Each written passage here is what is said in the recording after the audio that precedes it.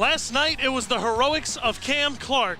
Tonight, the Black Bears face off with a new opponent. They put that game behind them, and they get ready for the Port Huron Prowlers from Michigan. Made the long trip over the weekend. They started their night Friday with a loss to the Hudson Valley Venom. Tonight, they make the trip to the Visions Veteran Memorial Arena to face off with the Black Bears. As I'm joined by my color commentator tonight, Alex Jones. I'm Cole Parenti. Alex, what can we say about last night's game? It was a goalie show through it all, but all the fans will remember is Cam Clark's heroics. Absolutely. Absolute great finish by Cam Clark. Way to stay on the puck by him out of a power play. But as you said, McCollum and McAnanamon doing an excellent job between the pipes, facing about 80-plus shots apiece. It was an excellent performance from both. Yeah, as we welcome you into the Triple City Family Dental pregame show, Triple City Family Dental making your smile their priority. Make sure you visit their locations or their website.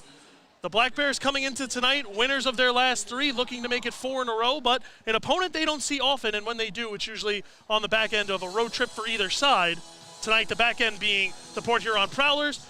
What do you think of fatigue coming into tonight after that bus trip? Well, Cole, it's as they enter each other's division, it's going to be more and more matchups between the two heading out to Port Huron and Fraser, Michigan for the Motor City Rockers. It was a tough night for the Prowlers in down by Poughkeepsie Way against the Venom. Venom ended up being the victors in that showcase, and I think it's going to be much more the same here for the Black Bears. It's a tough road trip out. I think their body's probably acclimated a little bit more, so we're going to see a more competitive matchup between the Port Huron Prowlers and the Black Bears than we saw last night.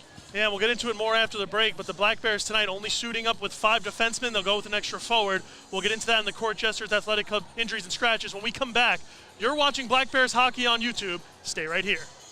Fans, the next Black Bears home game will be on Saturday, November 2nd at 7 p.m. as Binghamton takes on Danbury for the first time at home this season. Grab your tickets now at binghamtonblackbears.com. Come check out the newly redesigned Grand Monarch Apartments. Luxury boutique living. Located in the heart of the Tri-Cities, Grand Monarch offers luxury boutique living and should be your new home. With just 24 units, creating a quiet, homey feeling with an emphasis on service and responsiveness to all of your needs. With 1, 2, or 3 bedroom plans, give them a call and find out more information today at 347-915-3560.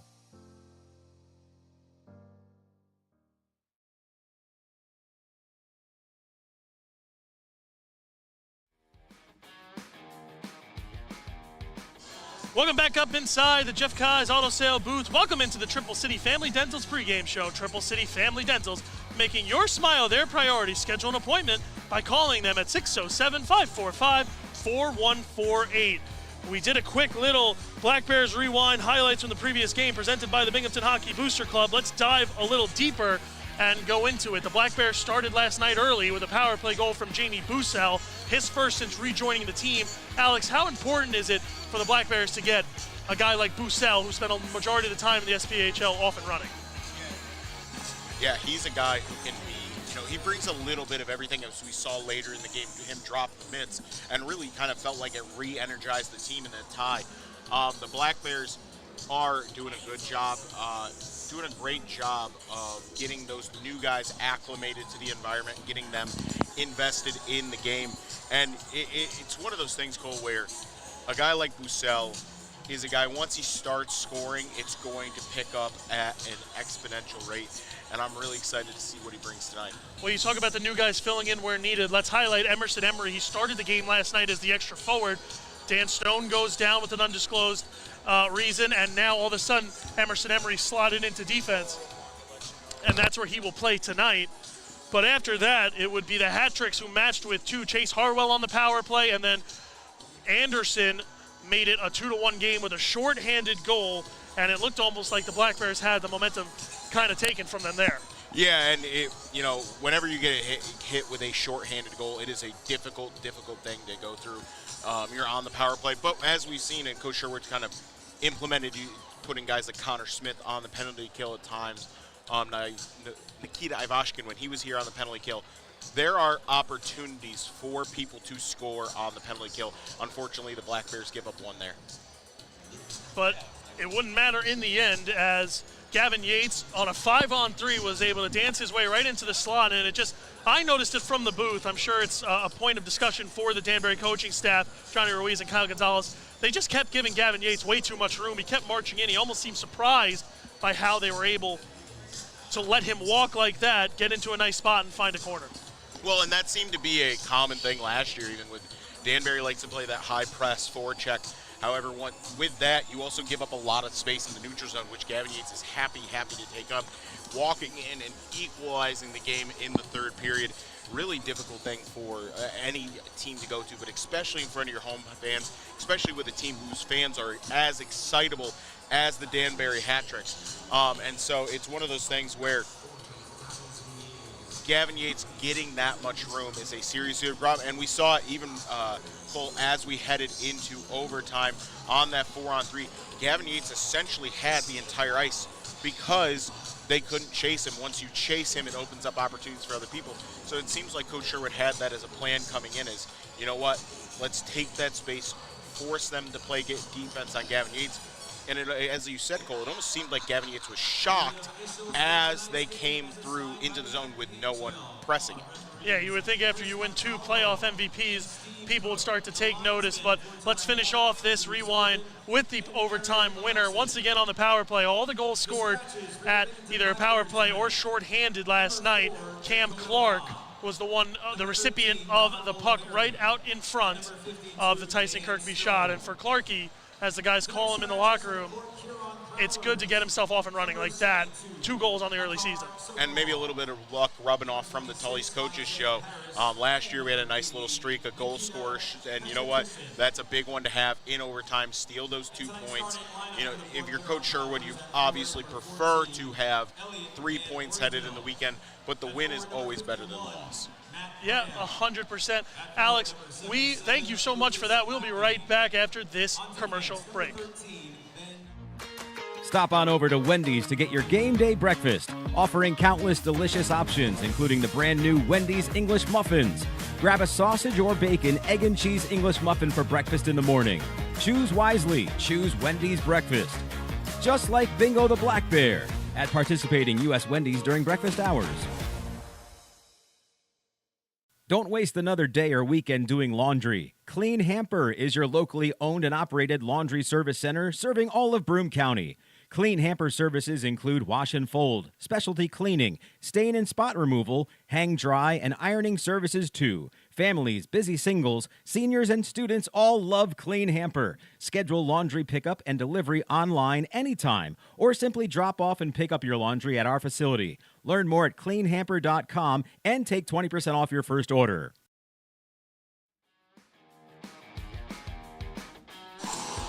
Welcome back inside the Visions Veteran Memorial Arena. We'll go quickly through the Tully's Coach's Corner with Brand Sherwood.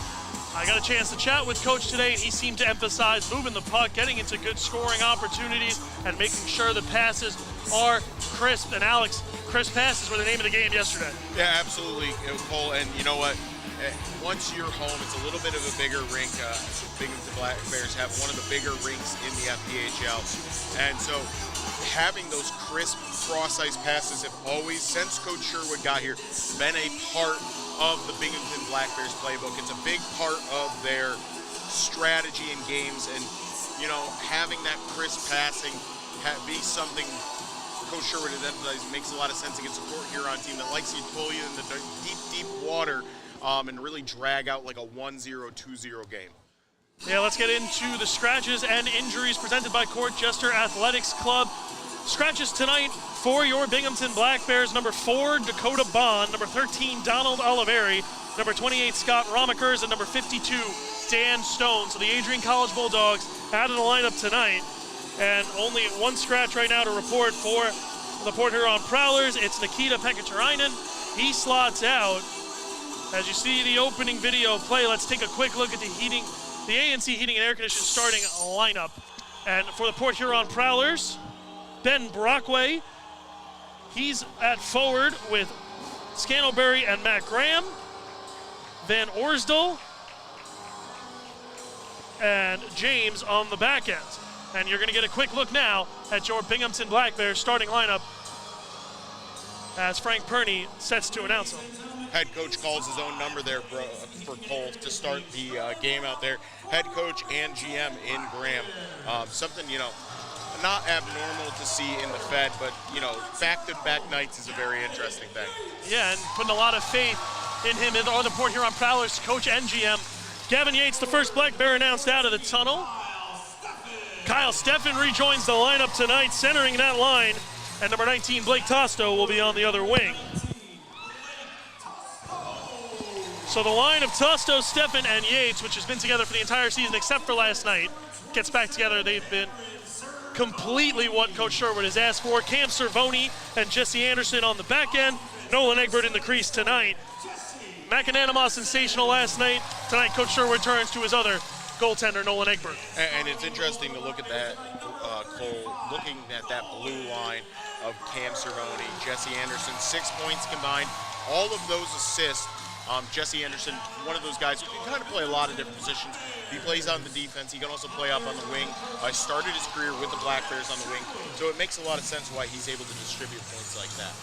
Yeah, he's one of those guys like Don Oliveri we've seen play both positions, forward, defense, slot up, slot down, and the Black Bears going to need some extra defensive help tonight. As we mentioned, only 5 defensemen dressed. It's Anderson and Cervoni, Weber and Poirier, and the extra defenseman is Emerson Emery. They instead elect for 3 lines of 3 and 1 line of 2 instead of the extra forward. Yeah, and you know what, Cole, that makes a lot of sense. You can rotate your guys more and then maybe find a guy who plays a little bit of everything, can kind of play back line, maybe some guy who, I played in juniors, I played college, I started out on defense, moved to forward.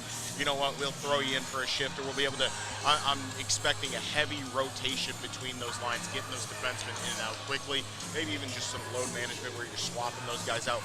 Not a whole defensive pairing, but one for one, essentially. Yeah, it's exactly what Coach Sherwood said when I asked him on the bus. I said, how did you pick Emery to be the one to slot up? He said, I asked him if he played in juniors. Emery said yes, and that's why he got the tap tonight on the back end. Let's take a quick look at tonight's goaltending matchup. We'll actually do that after the anthem. Frank Perney cutting me off.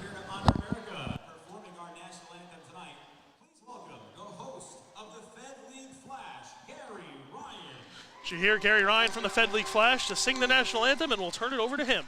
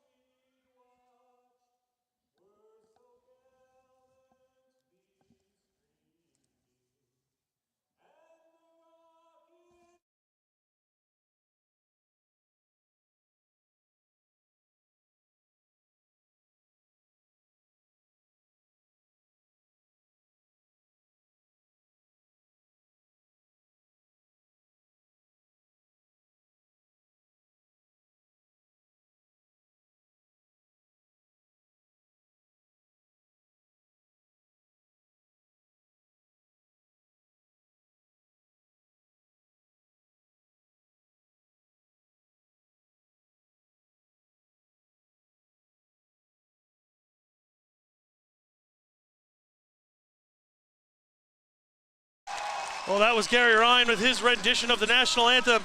Let's get back to that Port Huron Prowler starting lineup as it's changed up on me just a little bit. It'll be Ben Brockway, Matt Graham, Elliot Van Orsdel, Lucas Lackney, and Matt Graham. As they slot in with the starting lineup, we'll have a ceremonial puck drop. Jesse Anderson elects to take it for the Black Bears. And Austin Federley will be the one on the other end for the Port Huron Prowlers. After this, we'll get into tonight's goalie matchup, which we already alluded to.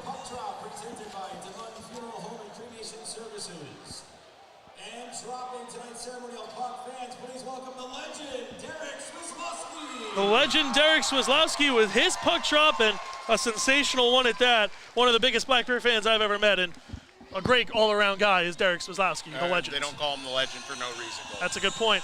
Let's get into tonight's starting goalie matchup for the Port Huron Prowlers. Number 31, Valtteri Nosanainen slots in a .957 save percentage, 1.85 goals allowed. He started one game. That was the only win so far for the Port Huron Prowlers over the Motor City Rockers. And Nosanainen gets his coach's tap of approval today, 45 saves. And on the other end, Nolan Egbert making his second start for the Black Bears, coming off that 9-6 victory against the Hudson Valley Venom. Egbert 1-0-0, a 6 goals against average, 7.93 save percentage, and we're just about ready to put the puck on the ice. Steffen and Graham slot in. The BAE opening systems faceoff is won by Graham, and Port Huron sets up back in their own end. Van Orsdale crosses over, looking for Lackney, couldn't find him until it's eventually sent in by Lackney, and Anderson will be the one on the other end to go grab it. Steffen recovers, and he'll send it up off the skate of Tosto. Tosto gave it right to Van Orsdale, who throws it off Cervone's skate, and it's pinned in the corner. Steffen in a battle down low, and eventually the puck finds its way to Kyle Steffen. Steffen goes over the blue line and past to Tosto, didn't get deep, and the Prowlers will turn it back into their own corner and set up. That's Lockhart. He gets a pass up right there, you see, to Van Orsdale, and the Black Bears ready on defense as it's Jamie Bussell, last night's opening goal scorer, who comes away with it, but not too long after, the Prowlers recover. Quick line change goal for Coach Sherwood's club, about 40 seconds in, getting a almost complete change outside of Gavin Yates. Thelstrom shot in. That one hits some bodies in front. It comes back out, and the Prowlers recover. It's turned back by Johnson. He goes behind the goal. And out in front, Egbert had to make a save, and it slotted just wide. Kirkby sent it to the corner. Kirkby not getting the type of bounce he wanted off that boards, was hoping to get it out of the zone, really whipped the puck in there.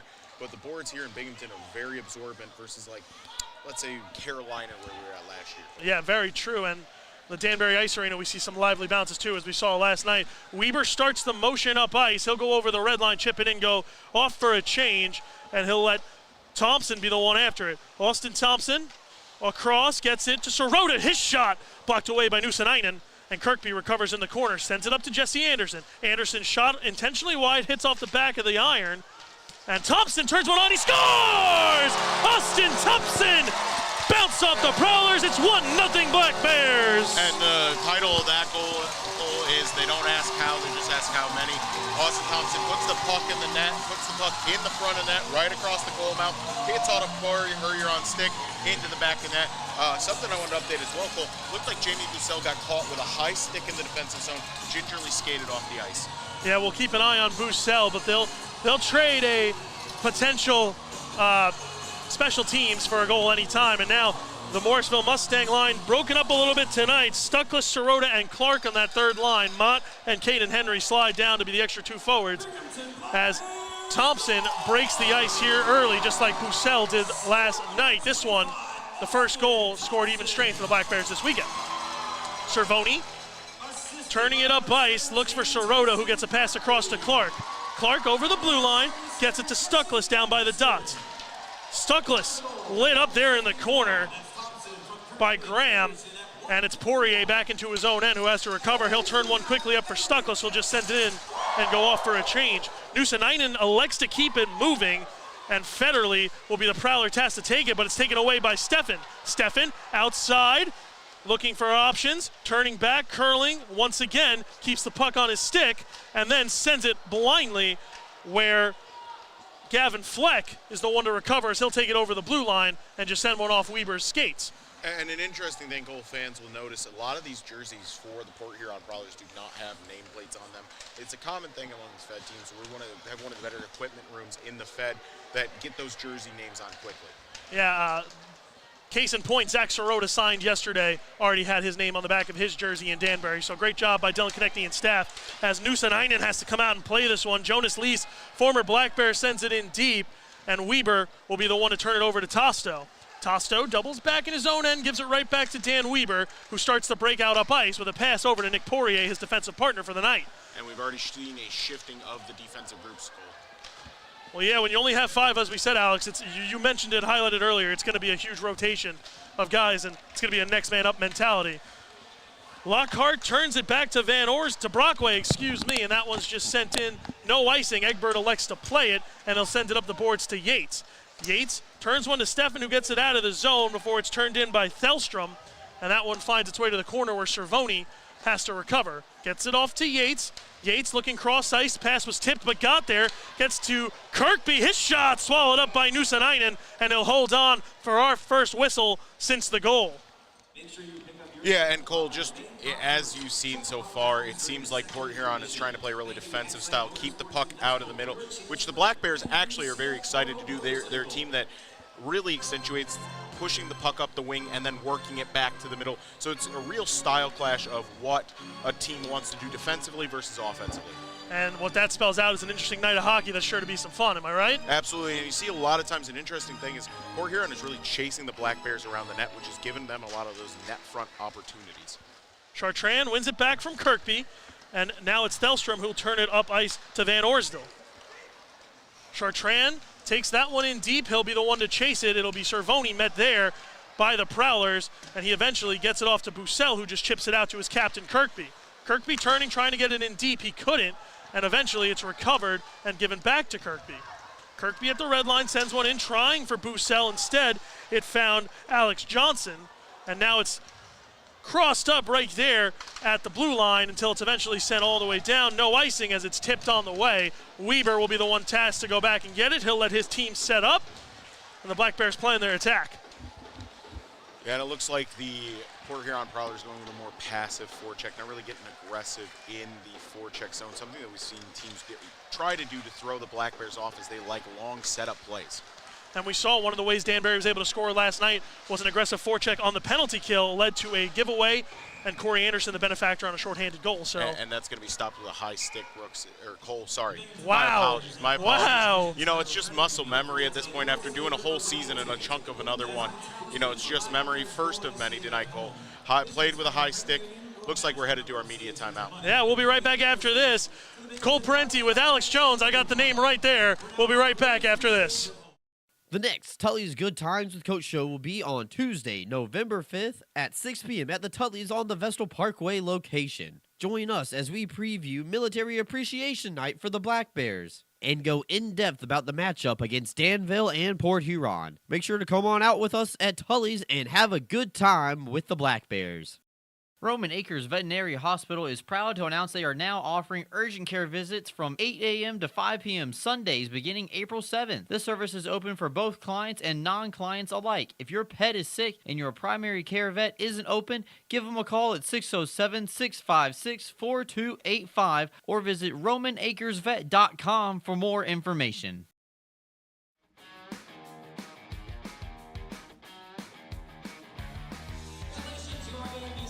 Welcome back inside to the FW Web first period tonight, brought to you by FW Web Company. Visit their Binghamton location nearby at 62 Griswold Street or online at FWWeb.com. Black Bears lining up for an offensive zone draw. It'll be Stuckless against Matt Graham, the head coach and GM of these Port Huron Prowlers from Rancho Cucamonga, California. Yeah, and that's the interesting thing about this team, Cole. They're really like a small operation. I think they only have 3 people working in the front office. One of them is a player, head coach, GM. They have their broadcaster, and I think they have one singular salesperson who works there as well. Hey, whatever works. They are a great organization. Got to meet Will today from Port Huron as that one's turned on. Rebound sent wide. And the next chance also sent back. Will, a great guy. And I'm happy we were able to get him set up today. Here comes the Prowlers the other way. That's Lackney, who eventually gives it up to Stuckless, and Stuckless will take it behind his own net, looking for options. Tries to hit Sirota. He can't, and this will go all the way down for a quick icing, and the faceoff will come to Nolan Egbert's net. And you know, you never like to see an icing goal, but one of those times it's a little more beneficial is right out of immediate timeout. This isn't a long shift on tired legs. It's just a missed pass. Black Bears could start a breakout here. Probably going to keep this line out there for another 30 seconds to 45 seconds. Seems like, though, Coach Sherwood is really emphasizing those quick changes tonight. Well, yeah, and Coach Sherwood knows the guys might be a little tired after last night. Bus got in a little late, and he knows how to keep his guys fresh. It's what led him to be so successful last year. And the Black Bears will turn it up ice here. Emery slotting back in defense. Big hit there laid on Stuckless. He gets up okay. Big hit laid by Federley. And Stuckless again, the call coming here against the Prowlers. They'll touch up. Nick Stuckless gets back to his feet. And Scantlebury has a bit of a conversation with Caden Henry. We'll see what the call is. And you wonder if head coach Graham had a little bit of word with the players, like, let's get the body going. However, I mean, going from behind on a guy like that is never a way to get your guys going. In fact, it puts you at a disadvantage here. You're headed to the power play against one of the more effective power play teams in the Federal Prospect Hockey League. Yeah, Alex, as you mentioned, 24% of the power play, 9 power play goals so far for the Black Bears. As they get set up, they'll send Kirkby, Yates, Tosto, Bussell, and Thompson. 5 forwards for the Black Bears here on the power play. They'll be matched up against Lockhart. And if I were a betting man, Cole, that's a 2-minute minor on the board right now. I think that's going to be for checking from behind, maybe boarding. Kirkby's shot goes wide. Gets roughing, does Scantlebury. I guess it's one of you choose your Thompson, adventures. back door to Bussell, couldn't connect. Kirkby towing the line, gets it back to Bussell, right by the spot he scored from last night. Jamie Bussell gives it right back to Kirkby. They play a little give and go once again. Bussell looking for options, sends it just behind the net. Thompson dumped down, another power play coming. And looks like it's going to be on Adam Heinzel. He'll take a seat in the box right next to Tucker Scantlebury. And a long 5-on-3 coming for the Black Bears here. Yeah, and that was just that's just a bad play by Heinzel. You know, you give a shot to a guy from behind. He gave him 2 hands in front of the net to clear him. Didn't like the Thompson, gave him a little fake shot and got him to commit his stick, and then just gave him a straight shot from behind. Grabbed his head, drove it into the ice after the play. Wouldn't be shocked if the league reviews that one. Yeah, we'll have to wait and see. As, like we said, Adam Heinzel sits down right next to Tucker Scantlebury. It'll be a 1 minute, 28 seconds, 5-on-3. The Black Bears scored on a 5-on-3 last night. Gavin Yates, he comes out here with Thompson, Tosto, Bussell, and Kirkby once again. The guys tasked to kill will be Federley, Johnson, and Parsons for Port Huron. Excuse me, that's Brockway. 5-on-2 as the Port Huron guys down. Out in front, Tosto waiting, gets it across to Kirkby. Tosto shot, didn't get enough on it. And Bussell has to recover in the corner. It almost looked like Tosto's stick broke there, Cole. Yeah, he'll have to check the flex. I'm sure Dylan Konechny will be ready with another Tosto stick. Always does a phenomenal job. Here comes Tyson Kirkby starting the breakout. Goes all the way into the Port Huron zone, doubles back and lets his guys get set up. Kirkby by the dot, gives it over to Bussell. Bussell up by the line, 5 forwards for these Black Bears, as we mentioned, down to Thompson. Thompson up to Bussell, cross to Kirkby. Kirkby fakes the shot, gives it back to Yates. Yates looking, coming in, Kirkby, back door, couldn't get it to go. Instead recovers, Bussell's shot didn't get enough. Tosto, the rebound couldn't find a way past Nuusanainen, and it's cleared down there by Brett Lockhart. Yeah, excellent hustle play by Lockhart, diving to make the puck, get the puck out of the zone. An excellent, excellent play by the Port Huron defender. Yates in a battle down low, he wins it and gets the puck and takes it for the tour of Binghamton. 20 up to seconds Thompson. left, Cole. 20 seconds, as you said, a 5-on-3. Yates will just slow it down there and bring it back around, looking for some room that he finds. Yates, backdoor, Bussell, shot wide of Nuusanainen and kept in the zone by Yates. Yates, do-si-doing, trying to find a path. Gives it over to Kirkby. First power play is over. Bussell by the dot. Couldn't find the handle, and the Black Bears will slow it down. Bussell back to Yates by the dot. Yates out in front trying to find Tosto, couldn't find him. And Scantlebury will get a nice clear there for the Port Huron Prowlers and allow them to change. And it looks like it's going to be a fire sale change for the Black Bears. Cole getting a whole new power play group out there. They're going to go with 2 defensemen on this one, Jesse Anderson, Cam Cervoni. Sirota with Cam Clark, and the man carrying the puck is Kyle Steffen. Crowd wanted a call, they won't get it. The 5-on-3 is over, back to even strength. Shot in off Sirota out in front, and it's cleared away by James. Whereas streaking Chartrand will try to get it. Instead, he'll just chip it in, and Cervoni will keep it moving. Another hit there laid on by the Prowlers, and Alex, I think you hit the nail on the head. The emphasis was, let's be physical. Yeah, when you have a team that plays a very I don't want to say fanciful style, but a very technical style like the Black Bears. One of the answers that coaches try to come up with normally is play a more physical style, try to get them off their game, which it kind of has, as we see Jesse Anderson Clark probably get called for a penalty here. Yeah, it looks like both referees have that one, so I believe it'll be a trip on Jesse Anderson or Cam Clark. We'll see when the play stops, but a 6-on-5 now here until the Black Bears touch up as the Prowlers enter over the blue line. That one, Johnson just sent it in deep, found his way to Lockhart. Lockhart across to Federley, gets it back, and the Black Bears will have a chance to touch up. It's Sirota, and we'll see where the calls are. It's a trip, definitely, whether it's Jesse Anderson or Cam Clark, yet to be seen. By the way, Cam Clark was just told by officials, I believe it's going to be him as he turns himself around. Yeah, it was in the center ice going across the middle, just unfortunately got underneath the leg. Thought it was a little bit of an embellishment by the player. You could tell Clark was frustrated because he didn't think he got him, but the officials saw it differently. Yeah, and now the Northeastern Striping Corporation penalty kill will get their first chance. Black Bears penalty kill all game long is brought to you by the Northeastern Striping Corporation. Northeastern Striping Corporation is a full-service specialty contracting company specializing in paving and concrete, and Johnson will be the first one on it after a pass now to Federley. Oh, it's going to be a double minor, Cole. A double minor, that's an interesting. We'll have to see where the other one is. Might have been a roughing and then a trip. We'll hear what Frank Perney has to say. Tripping and cross-checking are the calls, and a 4-minute power play as Thompson clears it down here for the Prowlers.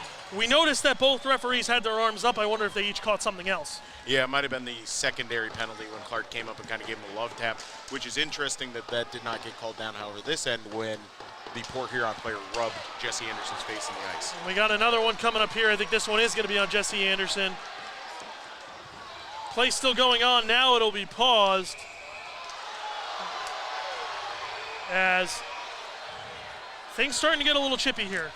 Yeah, and 25 getting underneath the foot. Johnson getting underneath the foot of Bussell with his skates as the whistle sounded. It's been a tough start, as we mentioned, for the Prowlers. A little bit of frustrations maybe boiling over here. They've dropped 2 of their first 3 games. Last night they handed Hudson Valley their first win. And what hurt even more about that one is in the dying minutes of the game with about 2 minutes to go. And this is going to be a hold on Jesse Anderson. Let's see in the Heinz Energy replay call. I don't really see it there. It looked like the Port Huron player was holding Anderson's stick. Looks like we're going to be headed into a media timeout, however. Good call, Alex. We'll have this all sorted out when we come back here on the Binghamton Black Bears YouTube channel.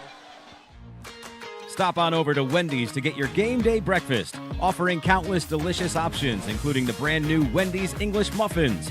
Grab a sausage or bacon, egg and cheese English muffin for breakfast in the morning. Choose wisely. Choose Wendy's breakfast.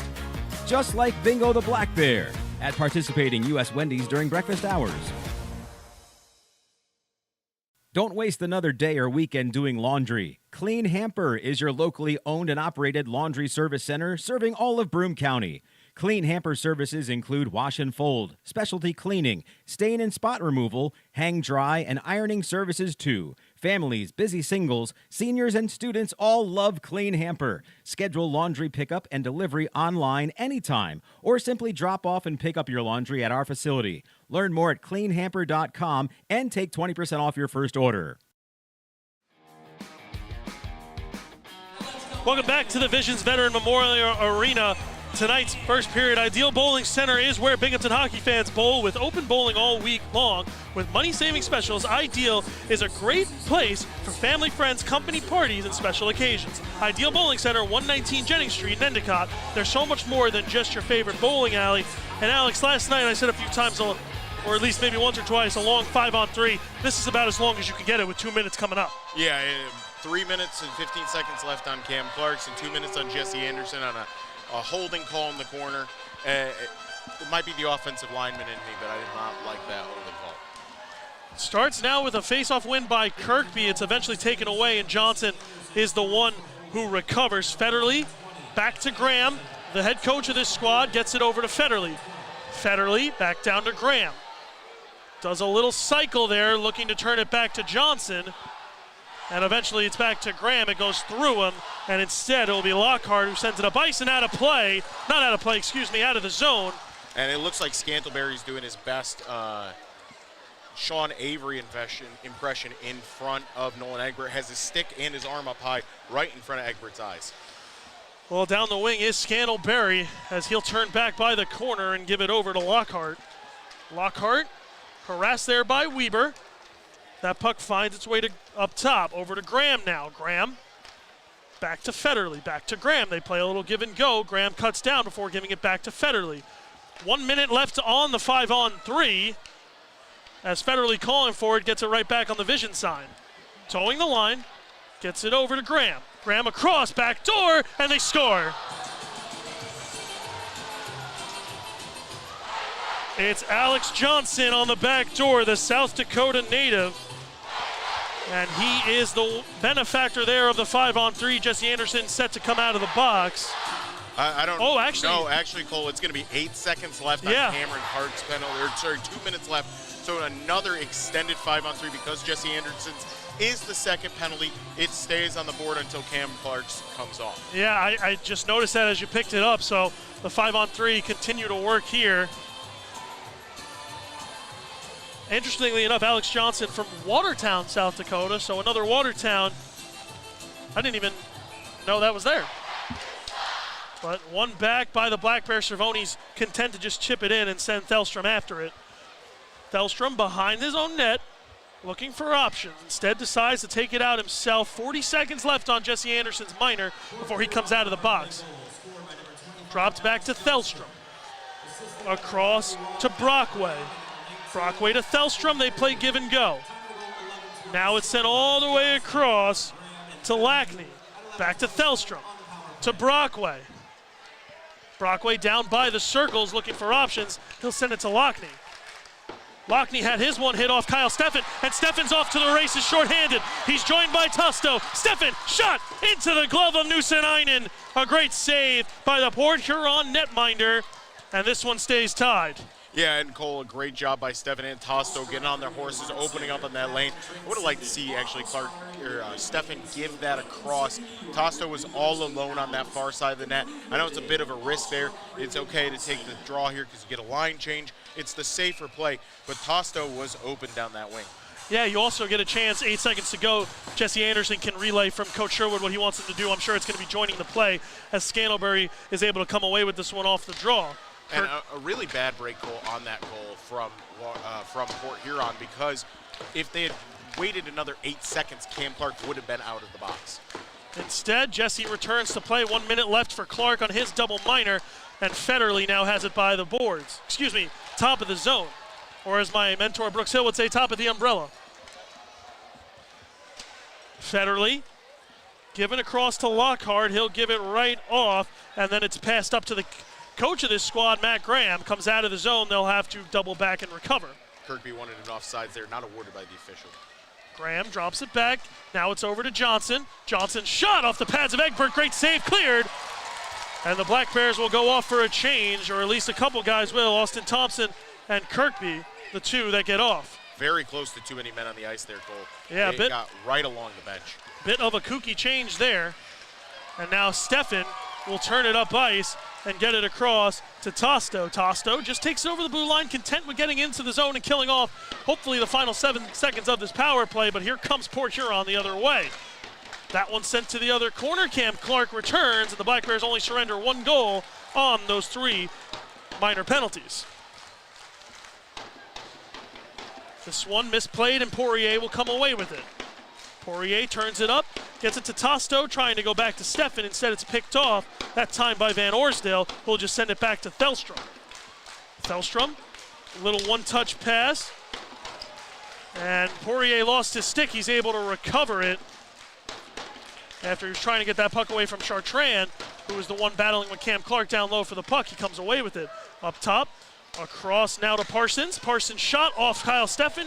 Nobody knows where it went. It bounced to the corner where Heinzel will just send it back down low to Chartrand, and then it's misplayed by Heinzel out of the zone, and Clark's able to come away with it. Clark into the zone, looking for Tosto and couldn't find him. Instead, it's James back up ice.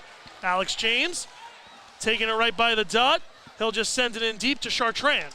Chartrand tried to get one out in front, and Weber takes that one out of danger before he's hip-checked, or at least tried to be hip-checked there by the Prowlers.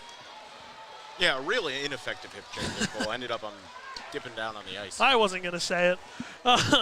Nuusenainen will just send it out. He doesn't realize Weber's right there, and Weber will just send it right back in. Weber with the reverse hit. How is that not a penalty there, Cole? 2 good cross checks from James on Weber. Well, it was the linesman that was over there, not the referee. Up out the in front. was right behind it, Cole. Here comes Jonas Lees. He'll just send one into the glove of Egbert. Egbert elects to keep it moving. And Anderson, with some players being tied up by the Port Huron bench, will start the breakout as Sirota now takes it. Sirota sends it in deep, and he'll send himself after it before thinking better of it and going off for a change. As Thelstrom starts it up ice, almost kept in the zone by Bussell. The referee says it was. My eyes deceive me. Lockhart turns it back. Scantlebury will just send it in deep, and Egbert, I've noticed over the 2 years of watching him, is real good with that stick handling for a goalie. Absolutely, Cole. But going back, I wanted to say that what led to that whole interaction, an excellent reverse hit by Dan Weber. Yeah, Weber was applauding himself with some stick taps, which was fun to see. Nuusenainen will be elected just to hold on. It'll send us to our final media timeout of the period. Black Bears and Prowlers tied at 1 after 2 power play goals. Excuse me, play goal. When you care about something, you take care to protect it. The family that depends on you and the future you're planning for them. You'll have your own college stories too someday. With sound advice, smart strategies, and a broad variety of life insurance options, Security Mutual can help provide for the people you care about and also help you reach your financial goals. It's a sound plan. The time to start thinking about college. And retirement is now. Security Mutual Life, the company that cares. Advancements in new clinical therapies are made possible by heroes like you. Velocity Clinical Research is looking for volunteers to participate in clinical research studies. Compensation is provided.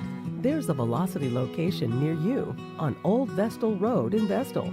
Learn more about participating and becoming a Velocity medical hero today.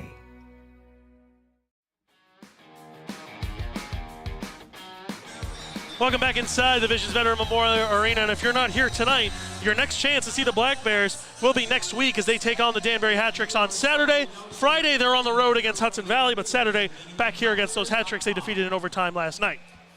Yeah, you know, it's interesting this year with the schedule, Cole. Not a lot of home and aways together. Seems like the league's really made it an initiative to split those games up so you don't get those long homestands. I remember a couple years ago, it seemed like almost like 5 games in a row against Watertown, so really interested they added those in. Well, you say that as Hudson Valley opens up a 9-game homestand themselves, the one recipient that's lucky of that new schedule. Everyone else seems to be on the road. Turned back by Brockway. He sends it up ice. His check finished by Thompson on Brockway. And the Prowlers will just send that one into the corner where Weber will have to go after it. It's doubled back, and Poirier recovers, sending it up ice. This time for Stuckless, who finds Kirkby. Excuse me, that was Bussell, and he'll get that puck right back, knocks it out of midair. Bussell taking it into the boards, but gets the puck down low, and it's recovered this time by Lockhart. If only I can get my names right here, Alex. As it's taken down low, that one sent across, didn't have to find a way to Egbert. And it's taken now by Graham. He'll send a backhander in, and no one was able to get a stick on that, sending it towards Nolan Egbert's goal. Parsons keeps it in, shot. Egbert can't find it. Where is it? It's in his pad, so he'll cover up.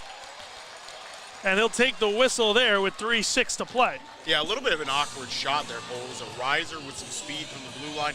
Egbert knocks it down into his body, tries to glove it down, gets lost a little bit within his pads, and, you know, it's just gets lost a little, you know? As long as it's not in the net, that's all Nolan Egbert's thinking. Stay with us after 20 for the Excite Motorsports Intermission Show. We'll have full stats, the Binghamton Hockey Booster Club highlights, we'll look at the out-of-town scoreboards and more. Hang around after the first period ends for the Excite Motorsports Intermission Show. Black Bears with a good face-off win, Cole. Yeah, as now Yates takes it over the line.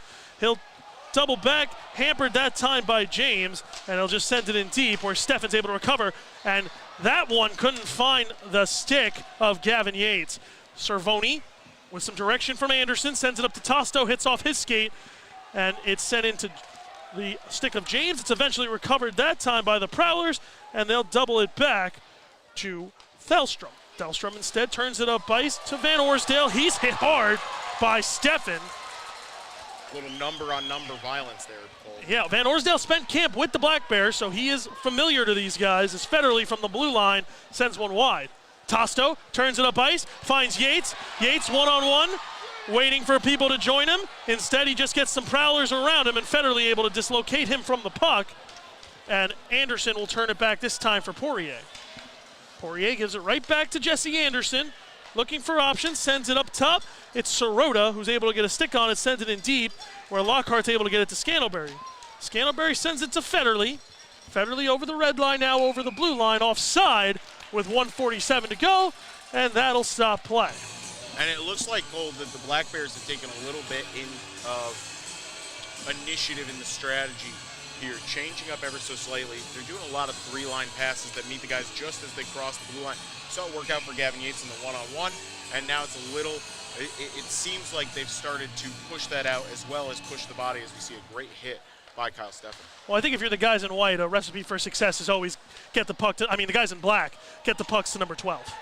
Because he has it on a string, it seems like even more than usual this season. Graham will send this one up. It's taken that time by Lockney, and Lockney will take it all the way in. Backhander right into the pads of Egbert. Rebound shot hit off Weber's stick and off into the glass, where it's turned up now. Graham sends one. It's blocked away, and here comes Cam Clark with Sirota. Clark tried dropping it to Sirota. Graham the one who comes away with it, and that's Lockney. He'll just send it right back to his coach. Graham out in front. That one blocked away by the outstretched glove of Egbert. That was Gavin Fleck. As the Black Bears content with just chipping one out and going for a change, Jonas Lees will be this one, Adam Heinzel will be the one sent to recover. Heinzel will just take it behind his goal, sending it up the boards to Chartrand. Chartrand, right by the blue line, will just send it in, where it's met by Jesse Anderson. This one turned back, and Egbert sends it around to Jesse Anderson, but he'll just chip it out as Parsons. That one deflected, and Bussell will have to recover it from danger. Jamie Bussell breaks through one defender, trying to go through two, taken down on the way by Chartrand, and Parsons recovers. This one's taken out now by Johnson, and Johnson will just chip it in from the red line. Cervoni just turning it right back to Kirkby with 15 to play. Kirkby starts to break out up ice, enough time for one more rush for the Black Bears. He'll just chip it in right to Johnson, sent right back. It'll be offsides as the Black Bears touch up. It looks like we're going to take this one straight to the locker rooms, tied at 1 after the first period. Alex, before we head off to break, what's your initial reactions to that first period? You know what, Cole? It got chippy quick. The Black Bears started getting out in front very early. Turned into a bit more of a black and white show there in the middle of the period. That cost both teams and ended up costing the Black Bears their first goal of the game let in. And it continues to be a chippy affair here, Cole, as players have to be separated at center ice on their way to the locker rooms. Yeah, which is interesting for two teams that haven't met each other that much in the past. You expect this a little more last night. Last night's game a little more, what's the word I'm looking for, cordial than tonight so far. But we'll get into that right after this on the Excite Motorsports Intermission Report. Stick with us. We'll be right back. Did you miss out on history? The Black Bears are Division Cup champions! Always make sure you have your spot reserved with Binghamton Black Bears season tickets. Season ticket holders can receive discounts, great added events, and so much more. Always make sure you have your spot reserved so you don't ever miss a second of Black Bears hockey. Stop by the third floor hockey offices at the arena or give us a call at 607-722-7367. Roman Acres Veterinary Hospital is proud to announce they are now offering urgent care visits from 8 a.m. to 5 p.m. Sundays beginning April 7th. This service is open for both clients and non-clients alike. If your pet is sick and your primary care vet isn't open, give them a call at 607-656-4285 or visit RomanAcresVet.com for more information. Stop on over to Wendy's to get your game day breakfast, offering countless delicious options, including the brand new Wendy's English Muffins. Grab a sausage or bacon, egg and cheese English muffin for breakfast in the morning. Choose wisely. Choose Wendy's breakfast. Just like Bingo the Black Bear at participating U.S. Wendy's during breakfast hours. Don't waste another day.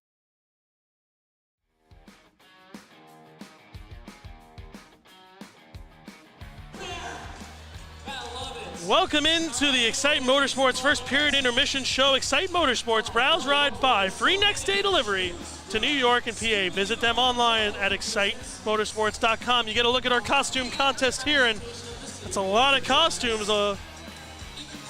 Binghamton faithful showing out in the way that they always do. They sure do love their hockey, a great fan base, and they've been rewarded by the Black Bear play usually. Tonight, no exception to that, a great first period for the Black Bears. Yeah, and it really was a hard fought by both teams, to be honest with you, Cole. It turned physical right off the jump, and we saw the Black Bears give a high-level compete after a long game. I think that's going to be the strategy going forward from the Port Huron Prowlers. Play more physical. Count on the Black Bears being a little beat up from their road trip. They're already on the road trip. They're kind of feeling it. They kind of got their body in the swing of things for Port Huron. Binghamton feeling those two quick turnarounds from Danbury and back.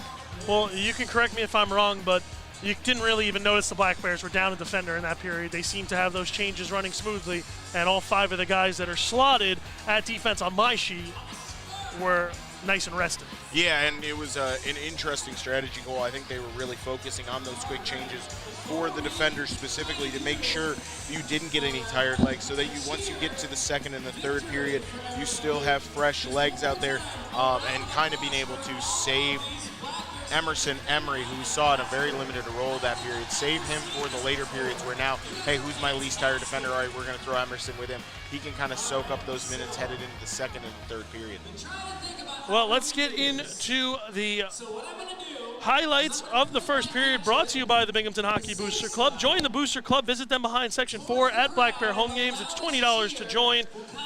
They do some great things, so I would join if you have a chance. And not much to talk about scoring-wise, but the Black Bears got this one started early. Austin Thompson was able to bank a puck off the defender's skate pad, I will say, is what it looked like, into the goal. And he got an assist there, was Tyson Kirkby. Kirkby up to about 102 now, I believe, assist-wise, if I did my math right. And then the response from the Prowlers came on the 5-on-3 power play when Luke James, was able to deposit one past Nolan Egbert. And you know what? That was an excellent job on the power play. They got Scantleberry in front of that. It was doing a great job screening, making it very difficult for Nolan Egbert. Unfortunately, when you have a guy like that in front of the net screening, you have to have a defender step up to dissuade him from doing that. And unfortunately, because of that, Port Huron was able to work the puck around and get the puck in the back of the net. Yeah, and there was really nothing Nolan could do about that. A tough kill always is 5-on-3. And let's take a look again at the assist. The first goal was Austin Thompson, assisted by number 17, Tyson Kirkby, and number 77, Jesse Anderson. The Port Huron goal, number 25, Alex Johnson, assisted by number 51, Matt Graham, and number 19, Austin Federley. That's a look at the Binghamton Booster Club highlights. We'll be back right after this with the out-of-town scoreboard. So stick around as we tell you what's going on around the Fed.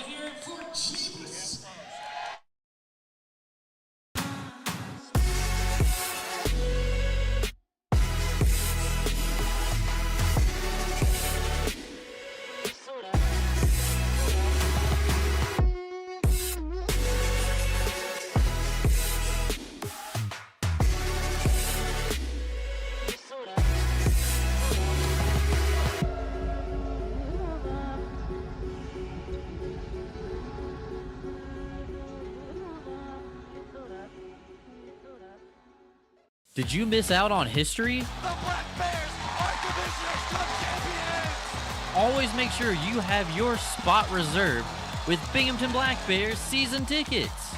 Season ticket holders can receive discounts, great added events, and so much more. Always make sure you have your spot reserved so you don't ever miss a second of Black Bears hockey. Stop by the third floor hockey offices at the arena or give us a call at 607-722-7367.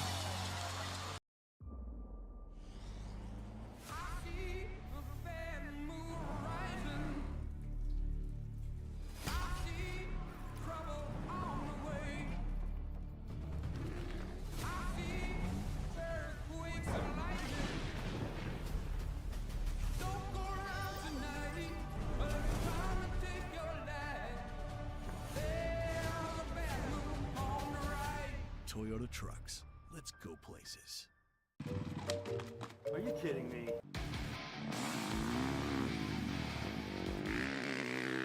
How do you do that? Dude, I just got a new hot spring spa. Carlisle has hot spring spas starting at $39.95. Come see how we make every day better by relaxing in a hot spring spa.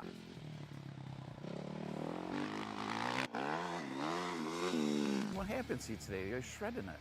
Hot spring spas, baby.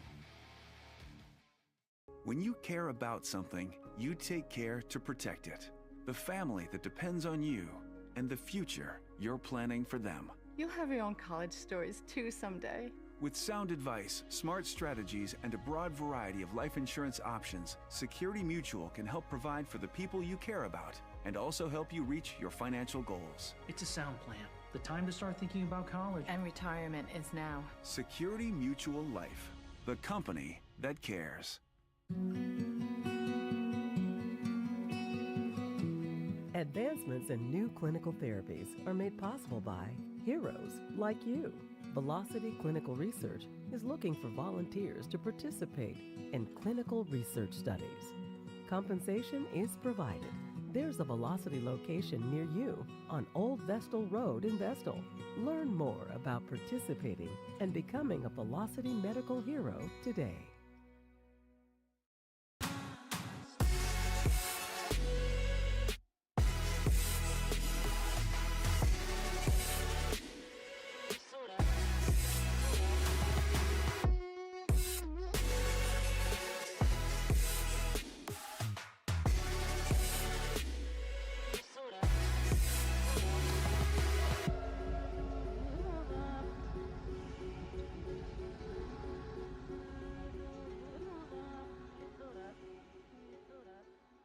Elevate the way you celebrate at Sky Zone Binghamton Vestal for a full-service experience.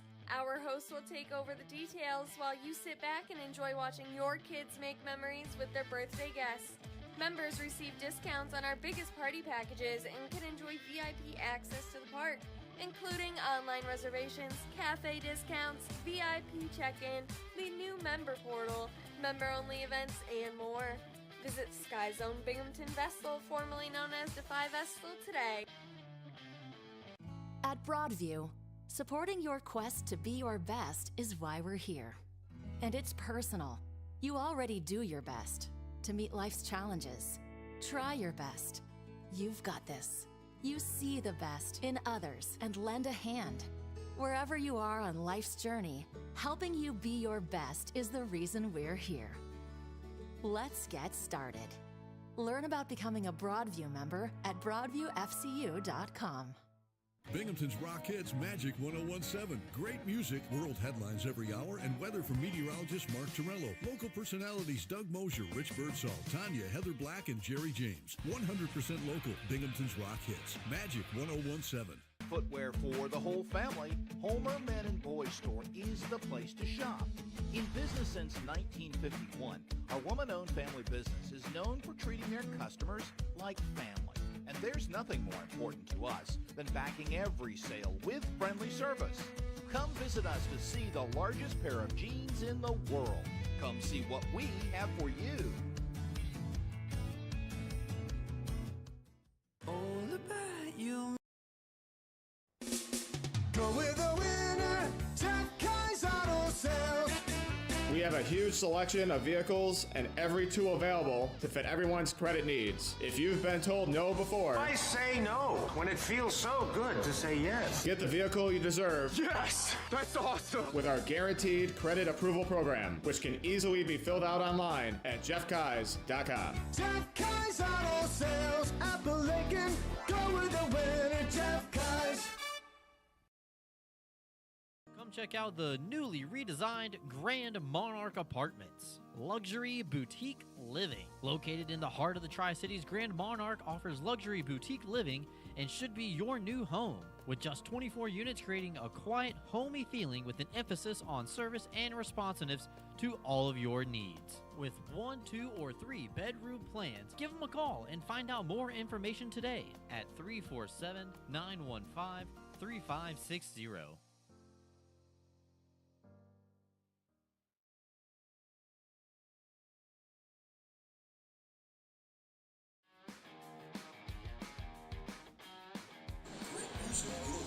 Welcome back inside the Excite Motorsports Intermission Report. Excite Motorsports, browse, ride, and buy. Free next day delivery to New York and PA. Visit them online at excitemotorsports.com. Now it's time to take a quick look at what's happening around the Fed as we go to our out-of-town scoreboard. And some scoring in action as Danbury and Port Huron, Danbury and Hudson Valley. There you go, Cole. Yeah. It's been a rough beginning for me here so far. I'm starting to mix up my names. They do battle down at the Ice Time Sports Complex, so these two teams flip-flop their opponents. 1-1 is the score there between Danbury and Hudson Valley. Danila Belova, one of the 20-year-olds on the Hudson Valley team, connects first. Connor Woolley matches that. And that game just about 15 minutes into their first period. Baton Rouge and Mississippi just getting started. Baton Rouge on the board first. A power play goal from Shane Haggerty has them leading 1-0. They're at about 15 minutes of their first period as well. Carolina and Blue Ridge in the Hitachi Energy Arena sees the boys from Winston-Salem up 1-0 as a goal from Gordon Whalen connects on even strength early into the period. They're about halfway through their first. And Motor City and Watertown scoreless to the first, which is a little different from last night. Only about 5 minutes played for those two, but a big win for Watertown last night, 7-1. They continue their hot ways, and Athens set to square off in Danville in about 30 minutes. So to recap again, Binghamton and Port Huron tied at 1, Hudson Valley and Danbury tied at 1, Mississippi and Baton Rouge tied at 0, Carolina up 1-0 over Blue Ridge, Motor City tied at 0 with Watertown, and Athens and Danville yet to square off. Alex, any of those scores surprised you? You know, it's an interesting matchup between Danbury and Hudson Valley. We saw both teams in action very recently against the Black Bears. You know, with Jasso making a return to his familiar, we'll say, people in Danbury, it's always a tight, contentious matchup when those two forces meet each other. As you said, Cole, one of the young guys getting a score. Very interesting to see someone so young, can't even legally drink yet, working in professional hockey. Yeah, and it was a little weird for me as being 21. I've always felt like I was the young guy. Now hearing Danila Belova is 20 years old made me feel a little old. So that's what's going on around in the out-of-town scoreboards. We'll be right back to wrap up this Excite Motorsports Intermission Report after this. So stay with us here on the YouTube channel.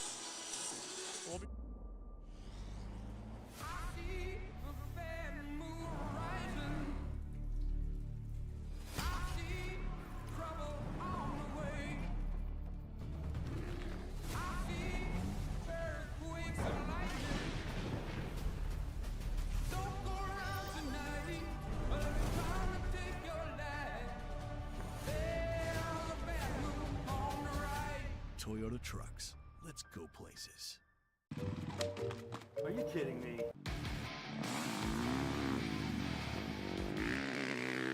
How do you do that? Dude, I just got a new hot spring spa.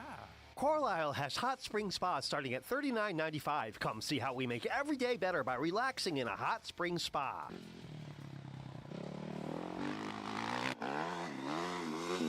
What happened to you today? You're shredding it. Hot Spring Spas, baby. When you care about something, you take care to protect it. The family that depends on you and the future you're planning for them. You'll have your own college stories too someday. With sound advice, smart strategies, and a broad variety of life insurance options, Security Mutual can help provide for the people you care about. and also help you reach your financial goals. It's a sound plan. The time to start thinking about college. And retirement is now. Security Mutual Life, the company that cares. Advancements in new clinical therapies are made possible by heroes like you. Velocity Clinical Research is looking for volunteers to participate in clinical research studies.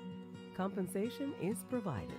There's a Velocity location near you on Old Vestal Road in Vestal. Learn more about participating and becoming a Velocity medical hero.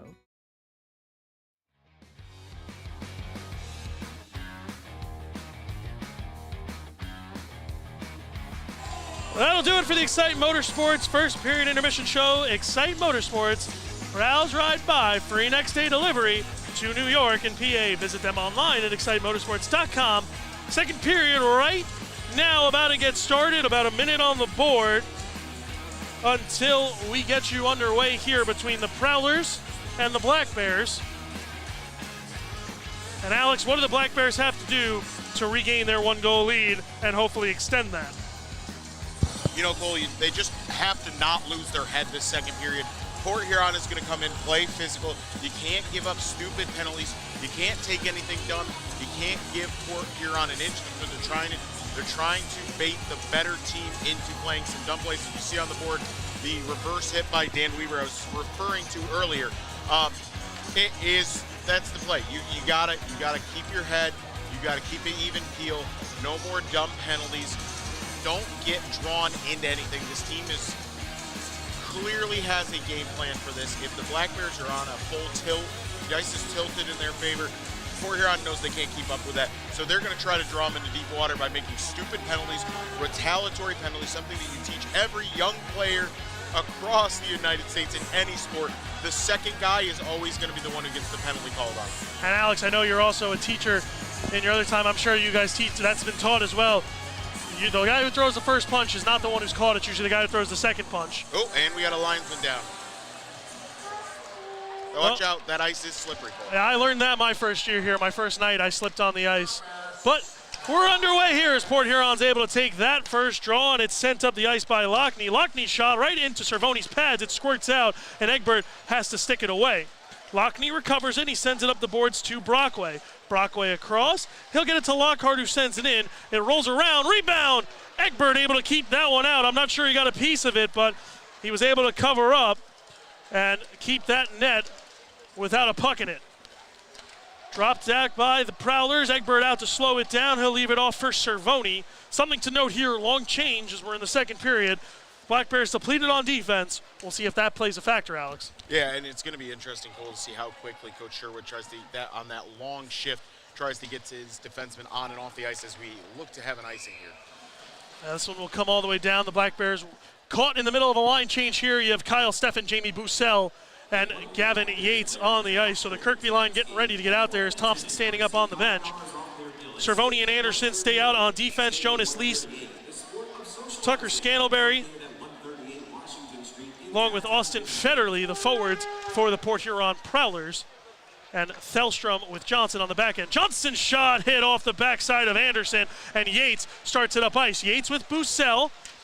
Quick change that time for Cervone for Weber. Yates, puck on a string, but that string was snapped as he has to turn it up ice and give it off. Thelstrom comes right by the boards, playing it across Jonas Lees. He'll just send it in deep, turning back.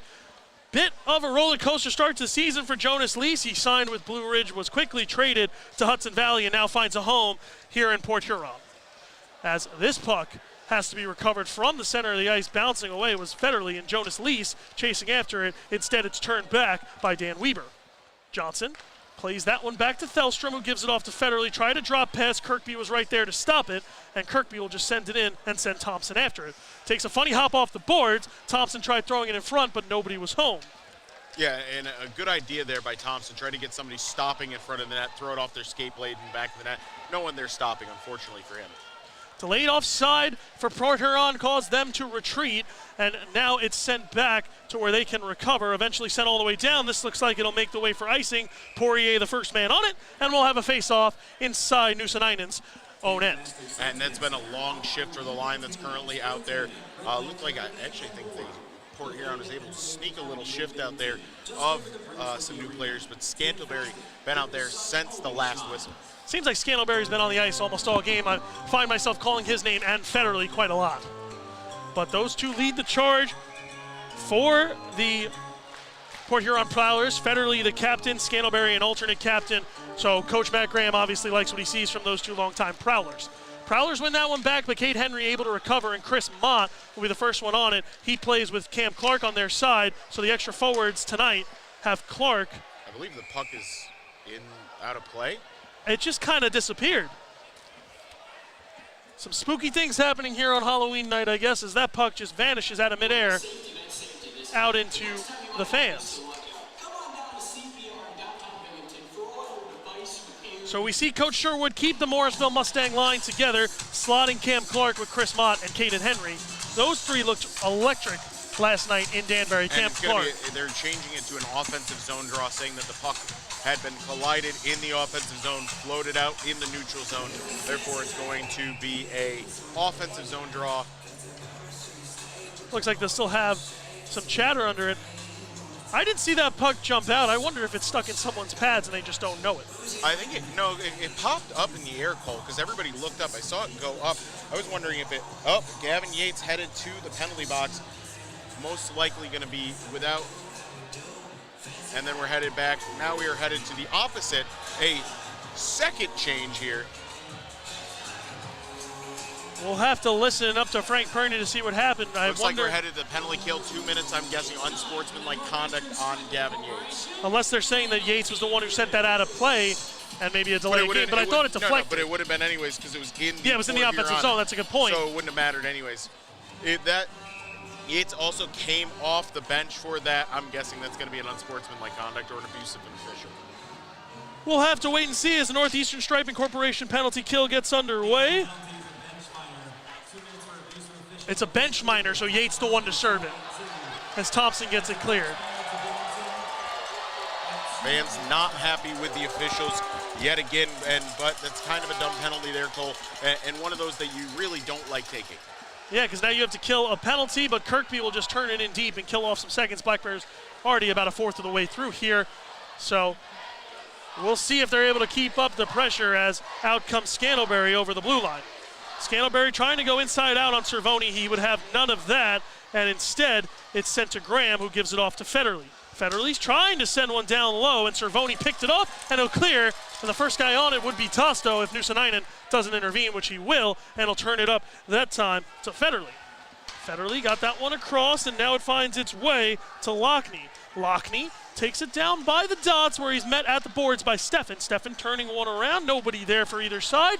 It'll go the length of the ice, and Nuusanainen having to come out of his crease to stop it again as some fans behind the goal trying to get the wave started. Looks like they're going to need some help. I absolutely despise that, Cole. The wave? Yes.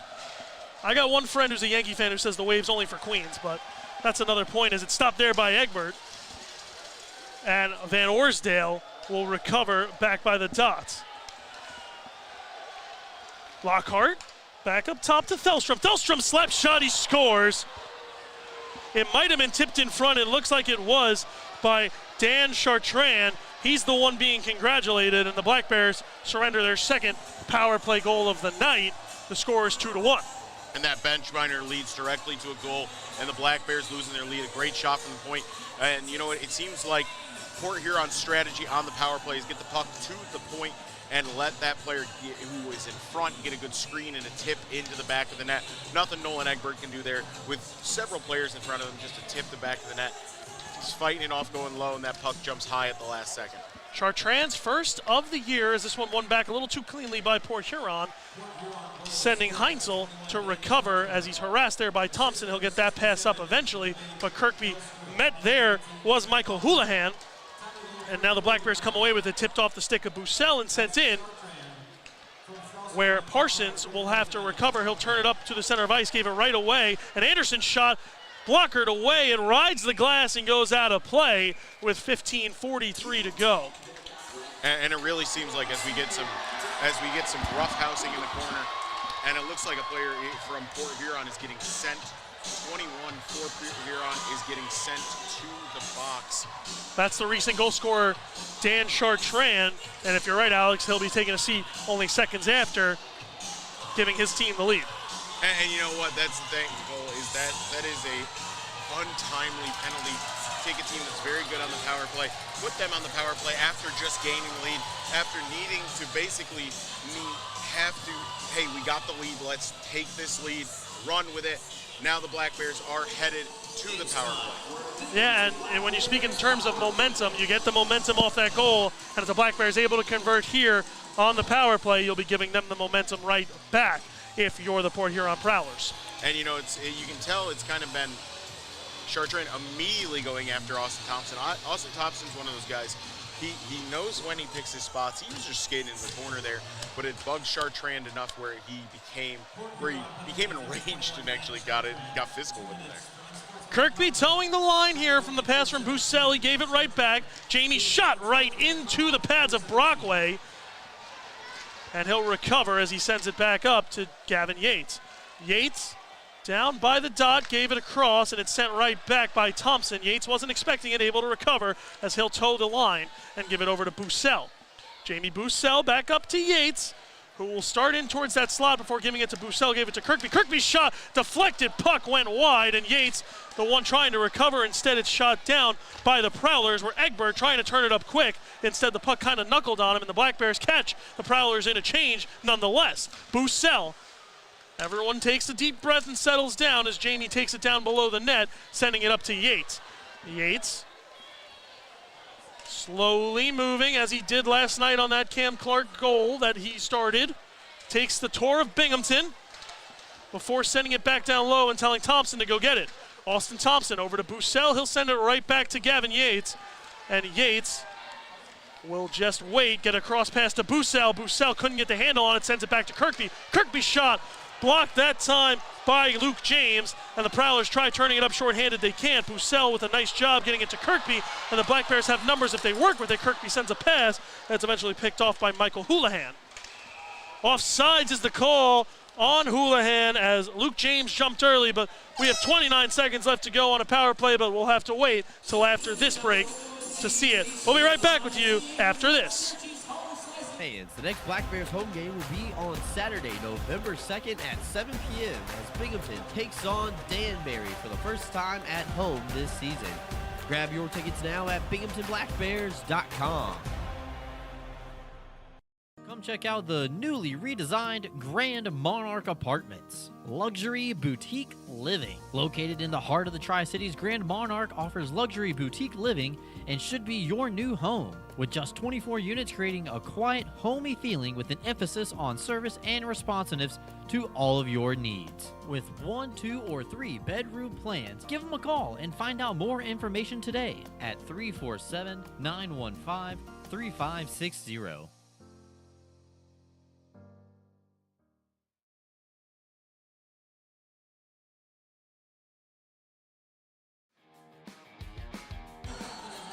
Welcome back as the Black Bears tilt with the Prowlers, now in favor of the team from Port Huron 2-1. The Learning Ladder Child Care Center are located in Endicott and Johnson City. They enroll children ages 6 weeks to 12 years old. Call 607-770-3806 for an appointment today to walk through one of their facilities. Come join their family and they will help your child grow. Set up here is Kyle Steffen to take one with Austin Federley. Black Bears still on a power play. It's one back a little too cleanly by Steffen as Anderson will cross pass with Clark before taking the puck and giving it right back to Kyle Steffen. Steffen throwing one, trying to get Stuckless. Stuckless couldn't get a piece of it, or at least he did, excuse me, as it tips off him and no icing. Stuckless down by the corner, tried getting it to Steffen. Instead, the Prowlers able to clear. That's Alex Johnson, the first goal scorer. As now, Zach Sirota, the newest Black Bear, will turn it back with Nolan Egbert allowing the team to realize that the penalty is over. Out of the box comes Chartrand, and the Black Bears have nothing to show for it. Yeah, Cole, just unlucky for the Black Bears, not able to get, they got a long offensive possession, just nothing able to find, however. That's something I'm sure will build towards momentum if they get another power play in this one. This puck now sent up ice where Chartrand sends it in deep. Weber, the one having to go recover. Weber Met down low that time by Luke James, and he comes away with it, does Weber, before sending a pass right to Chartrand. Unable to turn it back around. He had James cutting to the net, couldn't find him. That puck sent deep. Weber going to have to come get it by the corner, and he'll just chip one off the glass and out. It won't have enough to reach the line for icing, as neither team seeming going for a change except for Jesse Anderson switching out for Nick Poirier. Kyle Steffen now goes for a change as the puck finds its way into the corner again. That time it's Brockway who sends it back.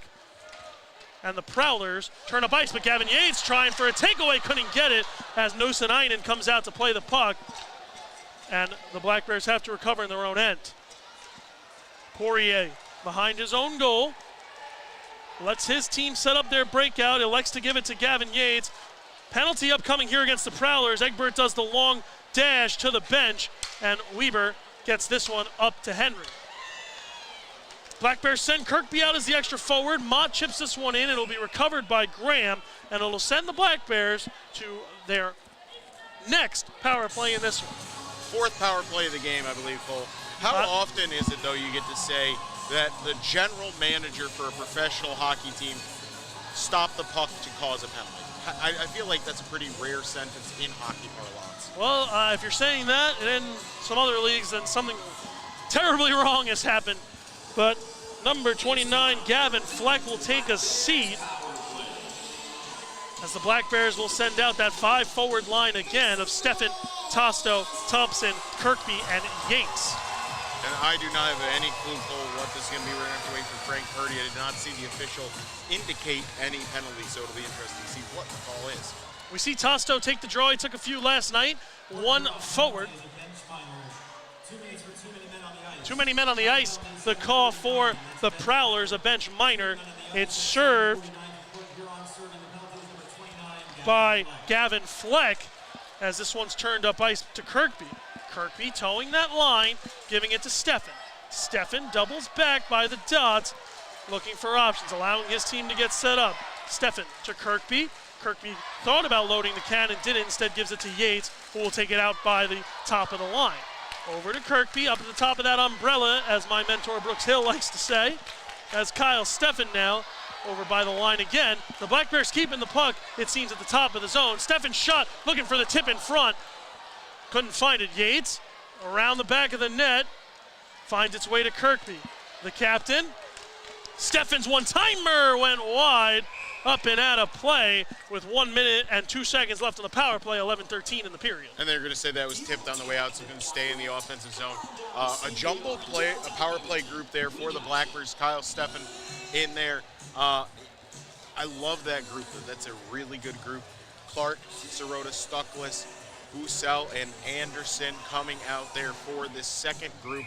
One, we'll call him a defenseman, plays a little bit of forward as well, and Jesse Anderson out there. Yeah, very true. Last time we saw Cam Cervoni with them. Instead, Coach Sherwood elects for Jamie Bussell. And Stuckless able to win this one back to Jesse Anderson. Anderson over to Bussell. Bussell had a power play goal yesterday, gives it over to Anderson. Anderson into the skates of Clark. He's able to recover quickly and give it right back to Jesse. Anderson down low. Stuckless had that one roll off his stick, and Jesse Anderson will have to go recover. Anderson, top of the zone, over to Bussell. Bussell back to Anderson. Anderson shot, tried to get a tip from Stuckless. It wasn't there. And this time the Prowlers able to chip it out of play. Having to hurry is Bussell with Houlihan on his case, and Houlihan makes a little trouble there for Bussell. Sirota having to come over and help out. Stuckless starts up ice. He goes red line, blue line in before dropping the puck to what looked like Sirota. Instead, he takes it back himself, giving it over to Bussell. Bussell on that blue line, right by that Visions logo, giving it right back to Anderson. 10 seconds to go on the power play as Bussell takes it, gives it right back. Jesse Egbert alerting his team. Jesse Anderson shot, tipped on the way, but just wide off the tip from Sirota. He's taken down out behind the net, and Bussell recovering, sending it in deep, looking for Sirota. He finds him behind the net, and he'll start the cycle for the Black Bears. Weber, slap shot, high and wide. Rebounds there, it's bouncing around, and Sirota can't find it before Nosanainen does, and covers up. Some brouhahaing after the whistle, but we'll have to come back and sort it all out.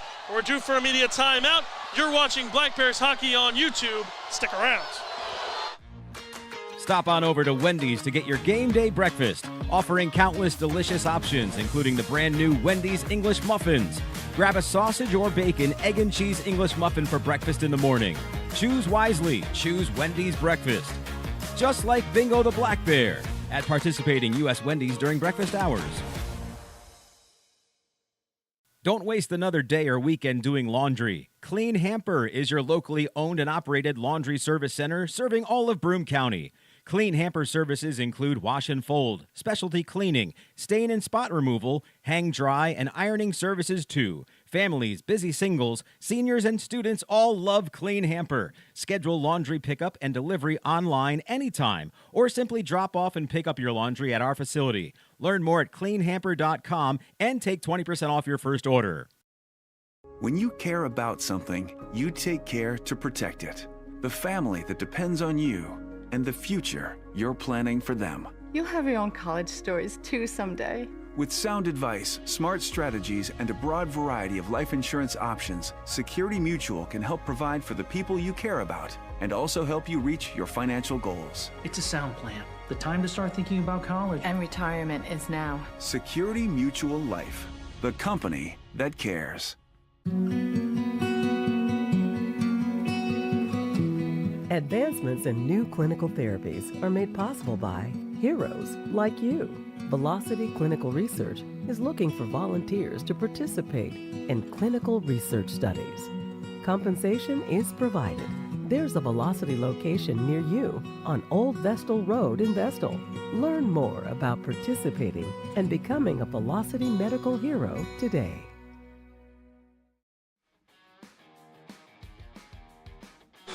The Binghamton Black Bears offer group rates for parties of 10 or more. Enjoy a night out with friends, families, or even coworkers. Give our office a call to find out more.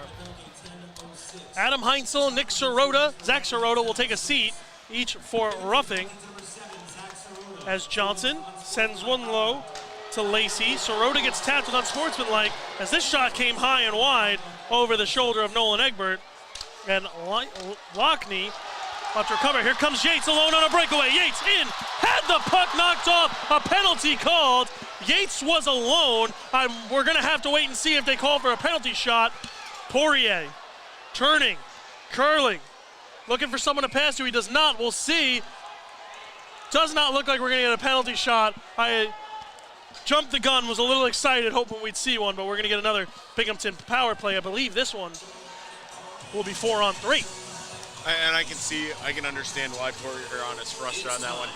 Really did not get a huge piece of Gavin Yates, but just enough where the official considered it to interfere with his chance at goal. We actually went through this goal, but it wouldn't break the 4-on-4, so it doesn't matter anyways. But a few years ago, we had on a penalty kill, a penalty shot awarded, didn't end up scoring, but we looked up the rulings after it does not end it because it is awarded for a penalty, therefore it's considered almost like a second fine. A very interesting ruling, though. You learn something new every day on the Binghamton Black Bear broadcast. That's what I always like to say. You want another fun fact? Ulysses S. Grant, the only sitting president ever to be given a speeding ticket. He was given 3 while in a horse and buggy. They gave speeding tickets to horse and buggies? Brought it out of a trot brought it to above a trot in a trot-only zone. Well, the Black Bears win this one back. It's Gavin Yates waiting for Kirkby to get out of the zone. He was dumped down, gets up a little gingerly, but looks like he'll stay on as it's a 4-on-3 now for the Black Bears. Yates, with extra room to skate, takes it around the net. Gavin right by the dots, gets it to the slot to Steffen. That one looked for the backdoor Kirkby, and it was blocked along the way by the Prowlers. Yates doubling back in his own end. Yates takes it over the blue line, hits the brakes trying to get something started, and instead he has to give it to Steffen, gives it back, but here we go. Kirkby shot wide off the backboards, and Steffen recovers, but a 2-on-1 chance for Thompson and Kirkby. Another penalty coming here to the Prowlers. Egbert starts the mad dash. Kirkby across, couldn't find the tip from Thompson. Steffen recovers. Clark the man to join him. across. Kirkby couldn't get it. The shot, rebound. This time it's touched up. We'll have a 5-on-3. It's going to be a slash on Chartreuse. Got Thompson in front of the net. Thompson taking a beating in front of that net. He knows what that spot does, and he willingly puts himself there looking to help his team out. So Austin Thompson, a team player. Federley with the conversation with the referee, trying to get an explanation as to that one, as Chartrand, the guilty party, takes his second penalty of the period. And we're going to have to adjust, make a little more space on that scoreboard for penalties. Goal 16 seconds left in the 4-on-4. Looks like it will move into it'll continue at a 5-on-3, so neither player will leave the penalty box for the Port Huron or the Black Bears. Sirota and the player currently serving for Huron will not leave the box because it is currently a 5-on-3. I believe it's the first penalty will leave the box upon release, but I'm not sure. I think they'll hold both, send the guy out who committed the second penalty, and then the third penalty. I don't envy being a referee, I'll tell you that. No, not at all, Cole. And you saw in the Heinz Energy replay there, Tyson Kirkby getting caught up high with a stick off the face-off. I'm glad we're up here, and I'm glad we're up here talking about what we see and not down there taking sticks to the face. Always painful. Kirkby trying to get an explanation from the referee of what the holdup is, because I'd like to get this started. Sirota and Heinzel's penalties would be up at 16 seconds, except that both players will stay in the box, as an extra minor here assessed to Chartrand will lead to eventually, I believe, a 5-on-3 power play for the Black Bears. So it'll be a 5-on-3 for 58 seconds, and then 102 for the Black Bears on the power play if they're not able to convert. Although maybe it's a 4-on-3 here, as only 4 Black Bears come out on the ice. Yates, Kirkby, Steffen, and Thompson so far tapped by Coach Sherwood. Kirkby giving directions to Steffen about where to stand.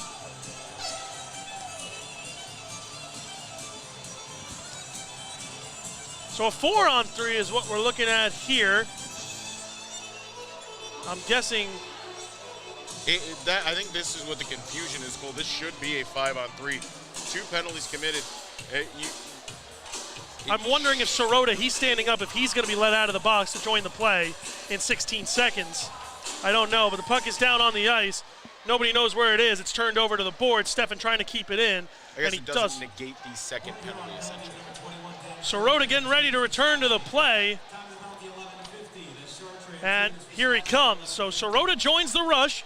Black Bears up 5-on-3, looking for the equalizing goal. Sirota goes straight to the bench in exchange for Tosto. Steffen drops it to Kirkby. Kirkby slows things down, gets it back to Steffen. Steffen in the slot, couldn't get a stick on it. Yates' shot hit the defender in front. That's Brockway. Couldn't have felt good, as Kirkby now takes it to the top of the zone. Kirkby sends this one deep to Thompson before getting it back from him over by the top of the zone once again. Yates down by the dots. Yates looking for some room. Out by the slot to Kirkby. Back door, couldn't find Thompson, and Steffen recovers. Here's Thompson. Kirkby in his skates. The shot ramps up off the blocker of Nuusanainen. About to become a 5-on-4. Here comes the Prowler out of the box. Yates' shot rebounds there, and instead it's into the pads of Nuusanainen as one penalty ends. Lackney also released from the box there, as his penalty is up as well. Black Bears still with 1 minute and 12 seconds to work on this man advantage. And you know the Black Bears have been unsuccessful through several power plays tonight, Cole. You know Coach Sherwood would really make that a point of emphasis headed into the locker room for the second intermission if they're not able to convert it. Power play was at 24% coming into tonight. 9 power play goals. 1 last night, 2 last night, 3 last night, if you keep going down and adding up. So looking to get back into the score column on the power play. Bussell down below the net, gets it up to Anderson. Bussell looks to have caught a stick up high. That one back door, couldn't find it. Bussell picks his stick up quick and turns one down to Cam Clark. Clark out in front to Tosto. They couldn't get to him. It bounced behind the net. And the Prowlers looking for a clear. They get it as Anderson unable to keep it in. Weber sends one off the pads of Tosto. It's collected by James. He had a lot of Black Bears around him, and Dan Weber just took a penalty to negate the rest of this power play. Yeah, interference on Dan Weber. An unfortunate play by Weber just makes two unfortunate plays in a row and ends the Black Bears power play opportunity. We'll have a 4-on-4, not a 5-on-4 yet. 4-on-4 for 34 seconds, and then it'll be a minute and 26 seconds of power play time for the Prowlers. They scored on their first power play. And I know we'll cover this in the second period intermission, Cole, but right now 11 shots for Binghamton, 10 shots for Port Huron. Seems like that would be Port Huron's game plan coming in, limit the shots of Binghamton, make them make up their opportunity, because the Binghamton Black Bears are a high volume shooting team. They had 52 last night. This one turned back behind Nolan Egbert. Cam Cervoni out to come play it. He'll double back and wait for his team to set up before giving it off to Jesse Anderson. Anderson takes this one over the blue line and then over the red line, over the next blue line. He goes blue line in. Anderson gives it over to his partner Cervoni. Cervoni looking for options. Elects to just send it into the corner where Kirkby can turn it back and do some work. Cervoni, top of the zone, sends it back deep. That power play is over, and now the power play starts for the Port Huron Prowlers. They have 1 minute and 20 seconds to work with. And maybe, I think Coach Sherwood would like to see Cervoni there, maybe take ice, draw back to the neutral zone, and eat up more of that time. He heard the stick from Nolan Egbert, signaling that the 4-on-4 was over. Johnson holds it in. His shot off the blocker of Egbert. Behind the goal it goes. And Anderson keeps it pinned there with Tucker Scantlebury. Anderson will keep it pinned there all day if he can, as the ref's going to have to blow it dead as the puck was not moving. So 49 seconds remaining on the Dan Weber minor. And Anderson ends up getting upended there and kind of saying like, well, it wasn't my choice to get down on the puck. I'm not supposed to get off there, as he gets his leg swept by the Port Huron player. Trying to get in on the puck, but ended up head over tea kettle there. Strong effort by the Prowlers in this period. They get the only goal so far with 5:17 to play. And they lead this one as of right now, 2-1. Alex, as you alluded to a little bit before, shots tied now at 11 apiece. It looks. And Chartrand just got warned he'd get the gate if he kept it going. Just got a warning from the official. Actually headed to the box goal, and that. We'll see if this is a 10-minute or a 2-minute. 2 minutes up on the board so far for Chartrand. He gets a unsportsmanlike conduct. That ends the Port Huron power play, and we'll have 49 seconds of 4-on-4 to play with here. And that'll move it into the zone. That will move the faceoff into Port Huron's defensive zone, the offensive zone for the Binghamton Black Bears. It kind of seems like, Cole, both these teams are kind of losing their minds, and they just keep one-upping themselves. These officials have set the tone saying, hey, we're not going to, that extracurricular stuff after the whistle is unacceptable. We're not going to let this game get out of hand, so you know what? We're going to start giving guys penalties, and they just continually to bite that rat poison. Tell you what, your coach is not going to be happy with you if you take 3 penalties, especially one that ends a power play. As Port Huron now plays this one out, it's Johnson right down there by the boards. He's hit by Steffen, and Steffen takes a penalty. And not called yet. Steffen going to check on the Prowler, who's still down. Good move there of sportsmanship from Kyle Steffen. It was Johnson who took the hit. The play is blown dead, and the Black Bears' power play chances or hopes comes to a quick end as Kyle Steffen takes a boarding penalty. And you could see that Kyle Steffen had no malintent there. He went right over to check on Alex Johnson. Oh, and we got a penalty on Scantlebury, unsportsmanlike conduct. That's going to offset. What I wouldn't give to be a fly on the wall of these conversations, but we'll come back right after this with a media timeout. Last one of the period. You're listening. Oh, it looks like Scantlebury's getting the gate. Black Bears hockey. We'll sort this all out after this.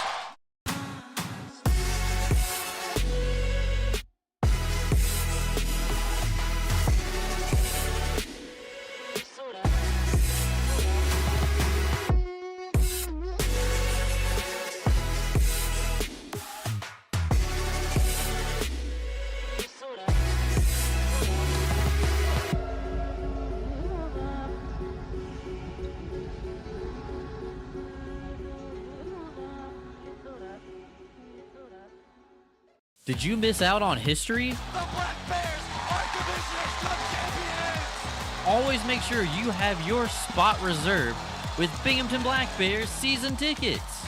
Season ticket holders can receive discounts, great added events, and so much more.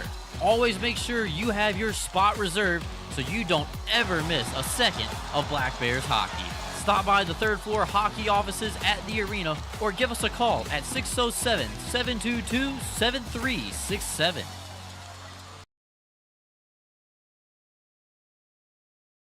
You get a good look there at the Trevor Potenziano fan club. I hope someone clips that.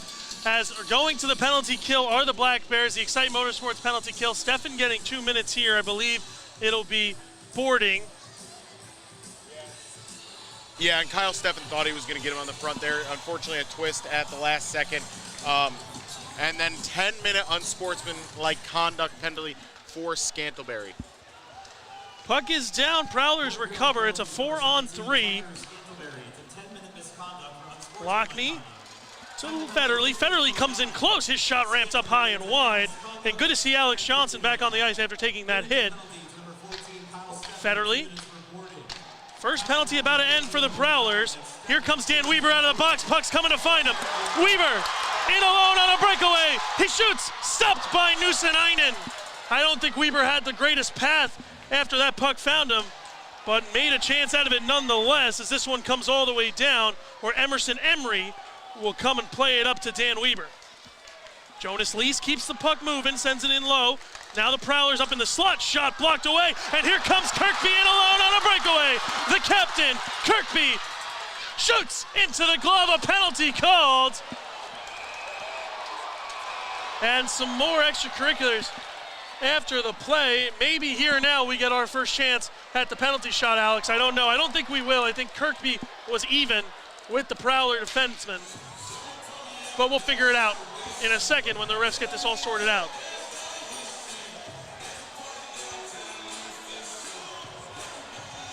I would say the officiating's doing a pretty good job tonight of keeping everything clean. I would agree, Cole. They're setting the tone early and often. Hey, this is unacceptable. We can't have this. We can't take those little ticky-tack penalties that lead to bigger escalating issues. You know, and I don't know how the players feel, but when I would play sports, and I think you would agree, I'd rather have over penalties called more and more that prevent any sort of dangerous play than a game that opens up and allows dangerous opportunities. It almost feels like this entire period has been played at 4-on-4, Cole, with varying degrees. We're going to have about 10 different power plays here, all of them lasting less than 2 minutes. Now it's time for a Black Bears power play. It'll be Alex Johnson sitting down. He was the one who impeded Kirkby alone in on the breakaway. So nobody on the ice for the Prowlers. An interesting thing here, Cole. Thinking maybe they thought it was a media timeout. Or maybe they thought it was so many penalties it was a 4-on-L. Perhaps. Here we go, 4-on-3. Little gamesmanship there from the Port Huron bench, really trying to draw out that time, get as much time as they possibly can. Get a little bit more of a rest. Tosto, Kirkby, Clark, and Yates. Clark getting a little talking to from the linesman. This one back to Yates. He goes to that slot area before giving it to Kirkby. Kirkby tried giving it right back, and Tosto wasn't looking at him, so this will get some time off the play as Federley dumps it back. This one sent all the way down and takes an odd hop right to Gavin Yates, who will start the play up ice. He looks to just send those engines going, and he pulls them back just as quickly as he gets started. Yates right by the circle up to Tosto. Tosto shot high and wide. Clark thought it was coming for his face, had to duck out of the way as this one pinned down in the zone. Kirkby able to keep it away. Kirkby. First power play is over, so now we're at 4-on-4 as Yates, his shot ramps up with, he heard the footsteps there, I believe, of Chartrand coming behind him. Yates has it back now by the top of the zone. Kirkby takes a look at the clock. About 10 seconds before Stefan rejoins the play and makes it a 5-on-4. Black Bears rebound, they score! It's Cam Clark again! And an excellent Excellent job, Cole, by Cam Clark, staying on the puck, getting through there. It was an unfortunate play for the goaltender, just didn't really bounce the way he wanted it. Stayed on the back of that. Cam Clark stays with the puck, gets a loose puck right in front of that, throws it underneath the leg, and the Black Bears are going to be headed into a power play here. 4 seconds left on the Stefan boarding. That's what I was going to mention. The most important part was the Stefan penalty was not up yet. 4 seconds, he'll join the play, and the Black Bears have a chance to send this one to the locker room, up by 1 if they can convert on these last 57 seconds. One back now by the Black Bears. It's Jesse Anderson. Anderson waiting for Stefan to rejoin the play. He does, and he'll let Bussell shoot himself out of a cannon, and he'll go blue line, red line, blue line in. Bussell trying to get a pass in front, couldn't get it. Impeded there by Lease, where Thompson takes it away. Thompson up to Stefan, the goal unassisted for Clark. That puck stays in the zone off the great work by Anderson. Caden Henry turns it back to Stefan. Stefan up by the blue line, mishandles the puck a little bit, but able to recover. And Kyle, Stefan Devlow, backdoor, and Bussell couldn't get enough on it to send it on goal. Caden Henry now by the corner, turns that one into the boards, trying to keep it away from Port Huron's Jonas Lees, and he's able to turn it back where Jesse Anderson will get it. 15 seconds remaining on the Alex Johnson penalty. Stefan gets it to Henry. Henry had that one taken off his stick, and he's knocked down on the play. Stefan able to double it back. 5 seconds to go before Johnson joins the play. Stefan over by the blue line, dumps it back. Johnson has joined the play, and Caden Henry, noticing that, turns it quickly right over to Anderson. It comes out almost right by Coach Sherwood's face, and he gets that one out of the way before dumping it to a fan, who fumbles it back into the bench. But Poirier, doing his best fan service, gets it right back out of play. And as we see up on the Heinz Energy replay, a great job by Cam Clark staying on the forecheck, gets on into the defender's hip pocket, lifts the stick, steals the puck, puts it in the back of the net where before the goaltender has a chance to slide over there. And as we say that, Cole, the shot total has gone up by 5 since we last talked about it, 15 for the Black Bears. I've heard of the Tully's Good Times with Coach show good luck charm. I've never heard of it working twice in a weekend, but for Cam Clark it just did. As this puck finds its way to Nuusenainen, he'll just cover up with 1:36 to play. And 1:36 left. The Black Bears have to think this essentially is the last rush. Get a press here, try to get something in the back of the net so you head into intermission with all the momentum in the world. I would say the Black Bears might just be content with letting this one run out, taking it to the locker room even after the way this power play, after the way this period was a bit of a jumble with all the power plays. Here comes Sirota up by the blue line. Impeded that time by number 22, Luke James, until it finds a way to Poirier's shot, ramping up. And another penalty coming up here. I believe this one's going to be on Stuckless. Cross-check. For a cross-check. Cole right in front of the net. Gave him a two-hand, tried to clear him out, didn't get those hands together, and the officials are going to call that every single time. Well, on a positive note, you see number 16, Nick Stuckless. He draws back into the lineup tonight for the first time in a bit over a week. He's been out nursing a bit of a knee injury, but back is Stuckless. And it's time for a Northeastern Striping Corporation penalty kill. Stay with us after these 40 minutes of play. The Excite Motorsports Intermission Show will have full stats, the Binghamton Hockey Booster Cup highlights, a look at the out-of-town scoreboard, and more. Hang around after the second period ends for the Excite Motorsports Intermission Show. This one back now by the Prowlers. It's sent up where Kirkby's able to recover and just chip it out. He'll try to send Thompson after it, but Federley quickly responds and able to keep it away. Federley over the red line, now the blue line in by the dots. Able to take it, surprises Nolan Egbert, but Kirkby's able to clear that one out with 1 minute about to be shown up on the big board. Lucas Lockney starts it up ice, goes red line, blue line in, and turns it back, looking for some help. Kirkby blows a tire, but able to keep the puck right there and sends it into the phone booth, seeing if anyone can skate out of it, and eventually the Prowlers do, as this one finds its way up to Johnson up by the blue line. Johnson turns it back, Graham's shot, rebound, they score. It's Lucas Lockney able to convert on the power play with 38.4 to go. And an unfortunate one for the Black Bears, led off by the Stuckless penalty. Getting caught in front of your own net, you had an offensive zone chance there. A good job connecting passes for the Port Huron Prowlers. Rather than going with that net front presses they had earlier in the game, they go with a little more ticky-tack play, get it across, into the guy in the slot, and he just no one there, unfortunately, able to clear him out. Yeah, and nothing really Nolan Egbert could do about that with the cross play, as you said. The Black Bears have 38 seconds to try to get this one tied before they skate into the locker room down by 1, much like last night. One back by the Prowlers. Lockhart will send this one up. It finds its way to Luke James, and he'll just send one in on Egbert. Took a bit of a weird hop on him. And now here comes Stefan trying to turn it for one last rush. Able to get it to Tosto. Tosto, partial break, in, save, score! Blake Tosto! This one's tied! 18.9 to play! And I think we would have got a penalty shot there, Cole. But Blake Tosto says, don't worry about it. I'll tie this game back up. An excellent job by Kyle Stefan on a beautiful stretch pass, which got Tosto out. Tosto gets the edge on the defense, uses his body to get in front of the net, is okay with getting interfered with by the defender, says, okay, I'll just put it in the back of the net. Even with him not going into the goaltender, that thing's in the back of the line. Lesson for kids at home, just because there's under a minute to play doesn't mean there's any garbage time to give up. What a beautiful backhand by Blake Tosto there. Able to go right on the forehand on the last second, flips it over to the backhand and just tips it into the back of the net.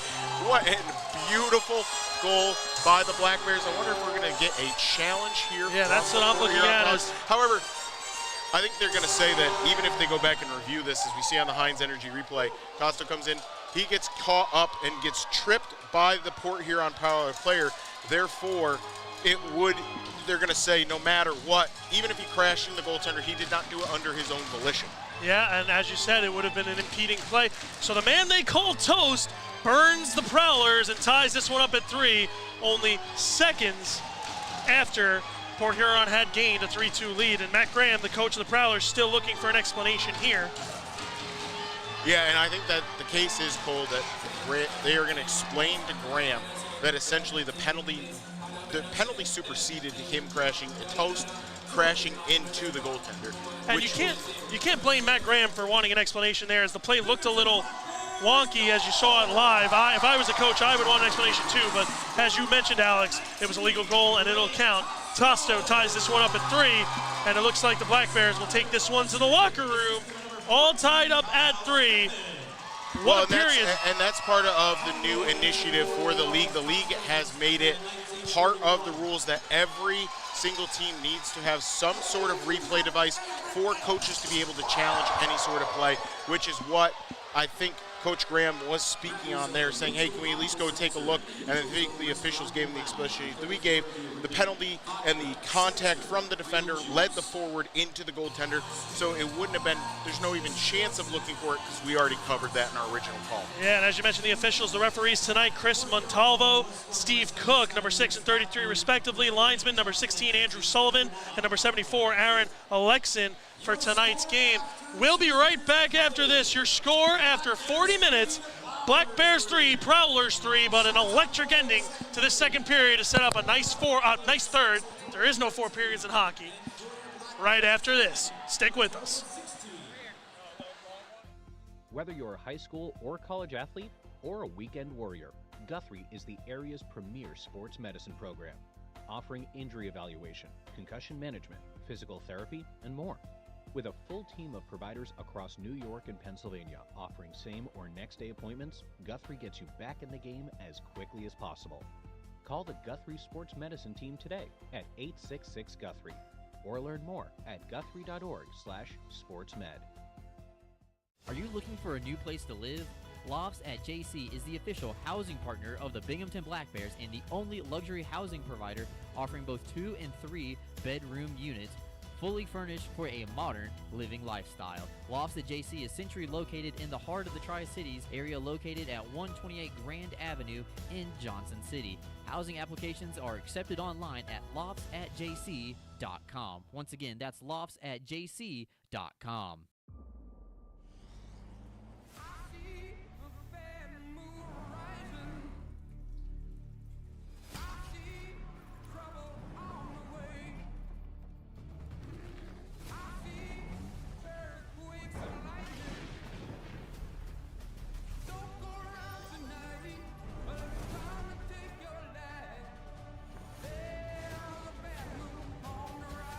Toyota trucks, Let's go places.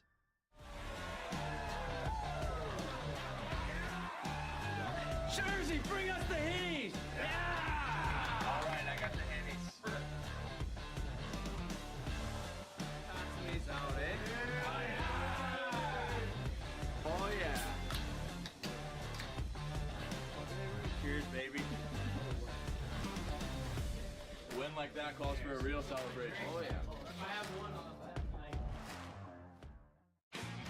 Magic 101.7. Best radio station. Keeps getting better. Better music selection. Best ever. Makes me feel better. Number 1 for music and fun. It's like the best ever. Magic 101.7. 100% local.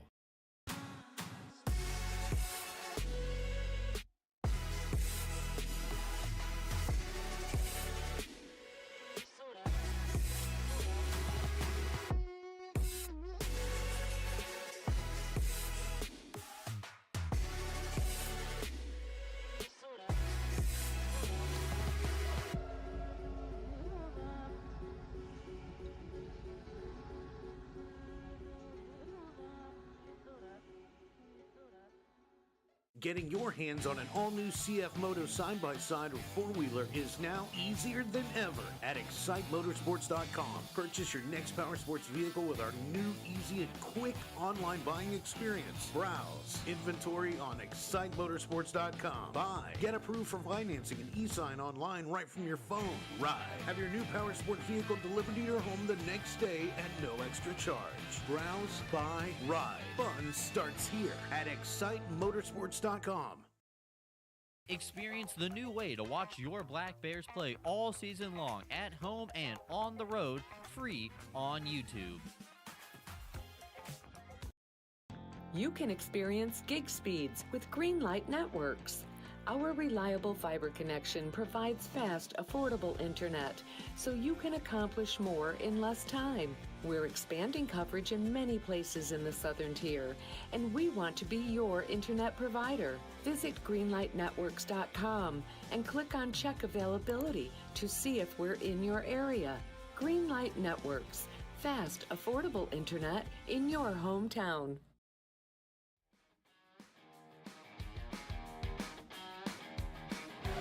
Welcome to the Excite Motorsports second period intermission show. Excite Motorsports, browse, ride, buy.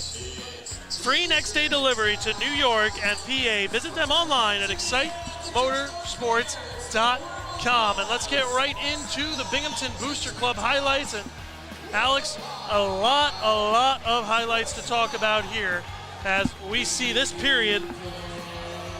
4 goals, 2 aside. First one, Dan Chartrand on the power play. Yeah, and Chartrand did a great job getting in front of the net and causing a bit of chaos there, getting the tip over Nolan Egbert for the, at that time, leading goal. Then Cam Clark single-handedly, but I would say there was definitely some help from Gavin Yates down low, was able to put a puck behind the Port Huron netminder to even this one up at 2. And Gates did a great job there, getting the early assist. Just an excellent job from Gavin Yates. Lucas Lockney would be the next benefactor on the power play. He scored at the dying seconds with only 38 to play, as it was a great tip play out in front that he deposited behind Nolan Egbert. And you know what? It felt like the air had been sucked out of the arena, if not for the next play. Yeah, and just like you said, 20 seconds later, Blake Tosto was able to even this one up as he got in on a partial breakaway and was able to find a way to get that one past Nusanitis. And it was a great play by Tosto getting out there, and a great pass by Kyle Steffen. Broke that rush early, got a 2-line pass that got on to Tosto's stick, and Tosto able to level this game with so little time left on the clock. Well, that was a look at the highlights for the first 2 periods, brought to you by the Binghamton Hockey Booster Club. Join the Booster Club behind Section 4 at Black Bears home games. It's $20 to join, and if I do say so myself, it is a purchase worth making. One thing to note of the Black Bears, that was the least amount of shots they've had in a period this season, thanks to Bob Howard of the Power Play Post Show for passing that fact along. So the Black Bears are going to be looking to get a little more traffic to the net. I would gamble it'd be the least amount of shots maybe in the Black Bears history. You'd have to go back to the beginning. under Sherwood, Coach Grant Sherwood, there's been a lot. The offense is very much predicated on high volume shooting, getting pucks on net, even if they're not the best opportunities, still getting on net because you never know what's going to happen on those bounces. We'll be right back after these messages here on the Binghamton Black Bears Intermission Excite Motorsports Show. We'll be right back with the out-of-town scoreboard. Don't go anywhere. We'll be here, so you should too, right after the break.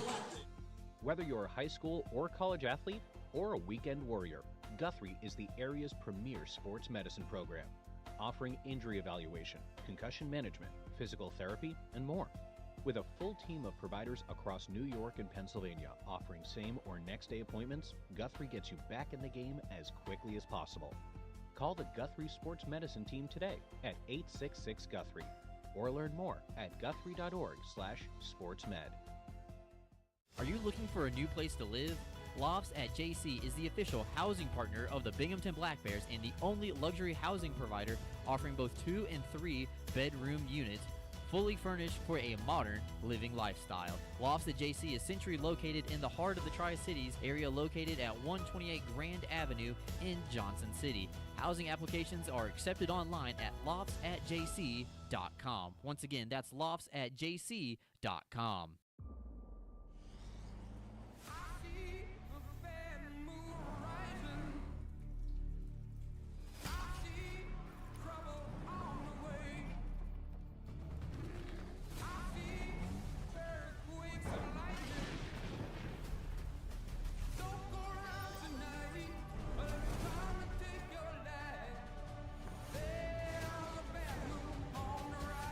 Toyota Trucks. Let's go places.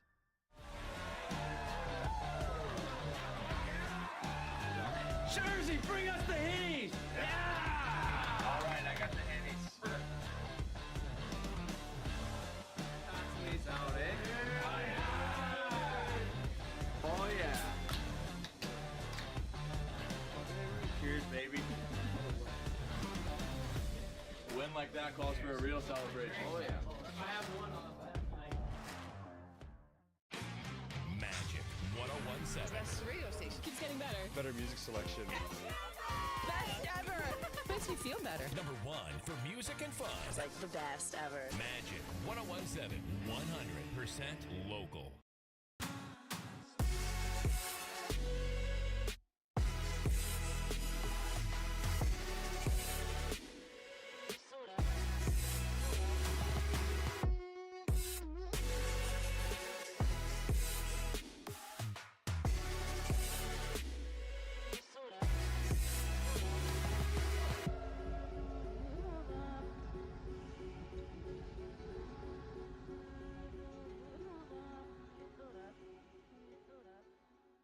Getting your hands on an all-new CF Moto side-by-side or four-wheeler is now easier than ever at ExciteMotorsports.com. Purchase your next power sports vehicle with our new, easy, and quick online buying experience. Browse inventory on ExciteMotorsports.com. Buy, get approved for financing and e-sign online right from your phone. Ride, have your new power sport vehicle delivered to your home the next day at no extra charge.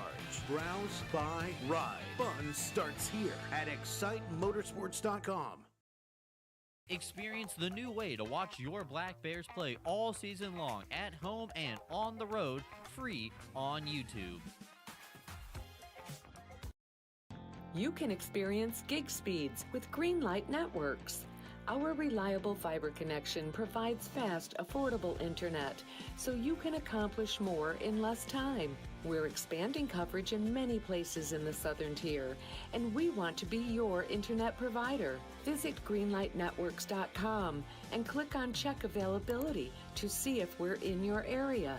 Greenlight Networks, fast, affordable internet in your hometown.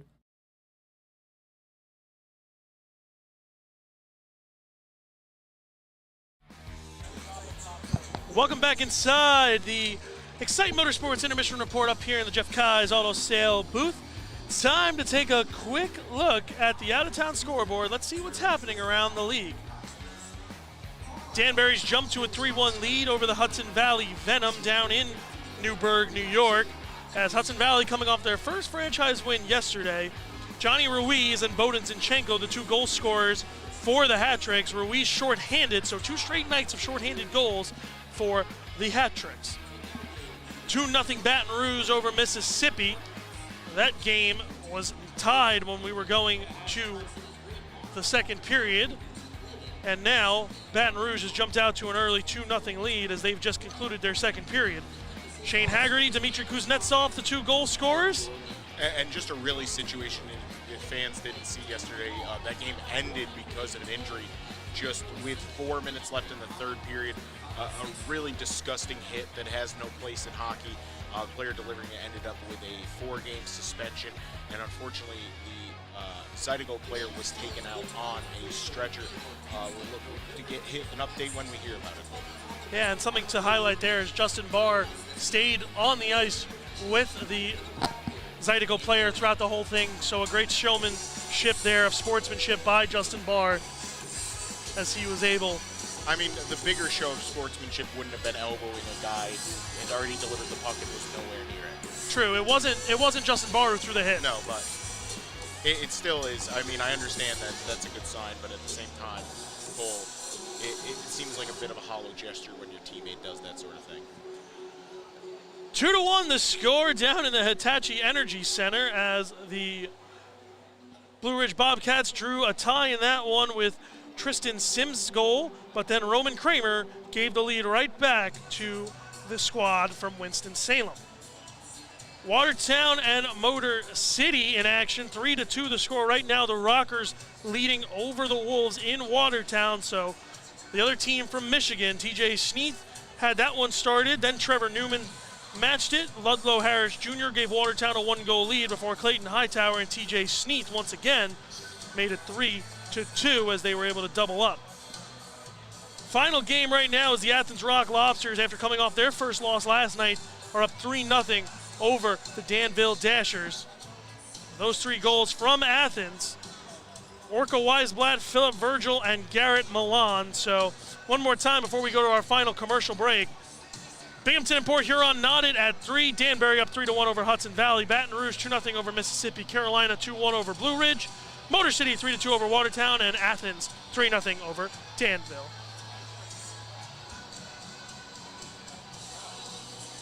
Hockey right around the corner here. Black Bears and Prowlers set for an explosive third period right after this. Whether you're a high school or college athlete or a weekend warrior, Guthrie is the area's premier sports medicine program, offering injury evaluation, concussion management, physical therapy, and more. With a full team of providers across New York and Pennsylvania offering same or next day appointments, Guthrie gets you back in the game as quickly as possible. Call the Guthrie Sports Medicine team today at 866-GUTHRIE or learn more at guthrie.org/sportsmed. Are you looking for a new place to live? Lofts at JC is the official housing partner of the Binghamton Black Bears and the only luxury housing provider offering both 2 and 3 bedroom units, fully furnished for a modern living lifestyle. Lofts at JC is centrally located in the heart of the Tri-Cities area, located at 128 Grand Avenue in Johnson City. Housing applications are accepted online at loftsatjc.com. Once again, that's loftsatjc.com.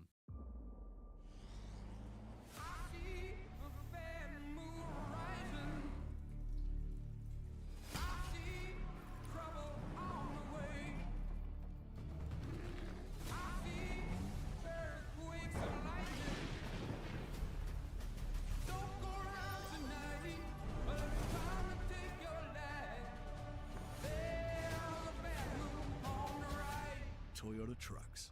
Let's go places.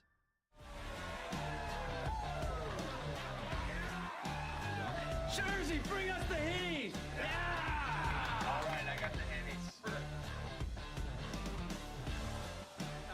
Out, eh? Oh, yeah. Cheers, baby. A win like that calls for a real celebration. Oh, yeah. Magic 1017. Best radio station keeps getting better. Better music selection. Best ever! Makes me feel better. Number 1 for music and fun. It's like the best ever. Magic 1017, 100% local.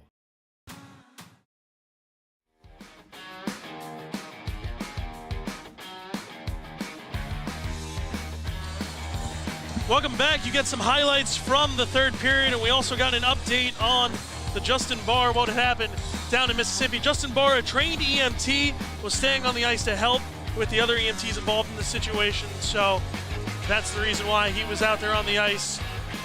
Always nice to see someone helping out. And here come the Black Bears back onto the ice.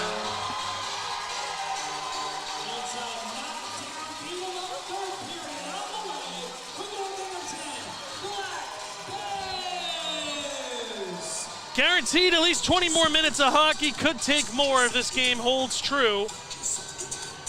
That'll do it for the Excite Motorsports second period intermission show. Excite Motorsports, browse, ride, buy, free next day delivery to New York and Pennsylvania. Visit them online at excitemotorsports.com. Third period coming up in just seconds. And Alex, I want your take through the first 40 minutes of play. You know, it has been a physical matchup. We see Cam Clark's goal right there. Excellent job by him. But that's kind of been the kind of game it is. These two teams found out quickly they do not like each other and have been letting each other know it throughout. Cole, it'd be interesting to tabulate if we, unfortunately, because Brooks Hill is not here, we don't have his handy-dandy score sheet with us. It'd be interesting to add up all those penalties and see what the time was. Also an interesting note here, Cole, headed into this period, Scantlebury most likely will be sitting for a large duration of this start of this third period. You got a 10-minute misconduct for abusive official or unsportsmanlike conduct, and it's something that's a big part of Port Huron's offense, that net front presence of Scantlebury. Rumor has it, I'm not sure if it's true, but I have heard that Brooks Hill is still keeping stats down at his wedding in North Carolina. So we'll have to see if that's really what happened. Some would say it would almost be irresponsible not to keep stats even while you're at a wedding. Some could say that. Some could say that. No, we wish Brooks all the best. Yates, Tosto out there on the forwards, Anderson at defense, as well as Cervoni. That top group, looks like Coach Sherwood's going to that top line again. Federley out there with head coach and general manager Graham. Just tickles me pink every time I say it, Cole. Yeah, that's some trust from your organization. Built a pretty decent team, has Matt Graham, if I do say so myself. But the puck is underway. Let's get back to talking about what's going on. Scoring change to the third goal. Adding some assists to Kyle Steffen and Jesse Anderson there. They both get on the score sheet as Graham will send this one out, but not deep enough into his own zone. Cervoni able to turn it back into the pad somewhere. It is of Lockhart, but eventually it's brought back by Cervoni. Cervoni with one of the Prowlers blowing a tire off the pads on a low angle shot. Cervoni jumping in the play, sends it back along the boards where Yates will be told to go after it. Yates, reverse hit as that puck sent out in front. A good job by Yates to meet the pressure that was coming his way from Brockway, and Brockway limping a little bit as he exits the ice. Steffen doubles back, looking for option, will just turn it in and send Jesse Anderson and Bussell after it. This puck brought back up, this time by the Prowlers. As that shot goes wide, it was tipped on the way by Thompson, and Kirkby is able to bat that one out.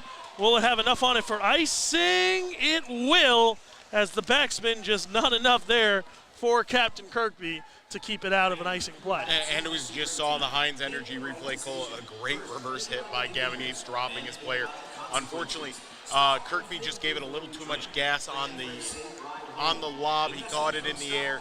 Probably if that's a little bit lower to the ground, it's not reaching the line for icing. It was close. It surely gave us a bit of a question to it, as Thelstrom now with it sends one off the pad to Thompson. Thompson couldn't get it away from him as it's now sent in deep. It was, and don't call me Shirley, Cole. I'm sorry, Alex. I won't call you Shirley. Some battling happening in front of the Binghamton net. Kirkby clearing out Van Orsdale. And out comes Anderson the other way. He'll send it cross ice to Poirier. Poirier shot right into the glove of Nuusenainen. He'll hold on. We'll have nothing further, but a face-off coming up soon.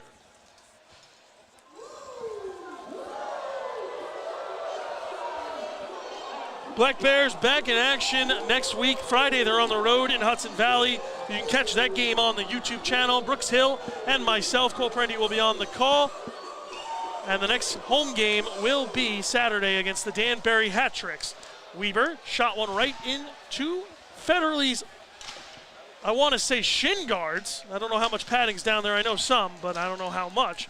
Weber turning one, keeping it down in the zone momentarily before Federley sends it up to Poirier, who's able to keep it right back low to Austin Thompson. Thompson battling is able to get a shot in on net, and Nuusenainen will carry on. And now some intervening after the whistle with Austin Thompson and Adam Heinzel. And Bussell having none of it, saying, hey, you want to drop the mitts, we can drop the mitts, otherwise knock it off. Bussell spent an entire season up in the SB last year, and I'm sure that'll toughen you up playing in that league, a very tough league to play in, as we know.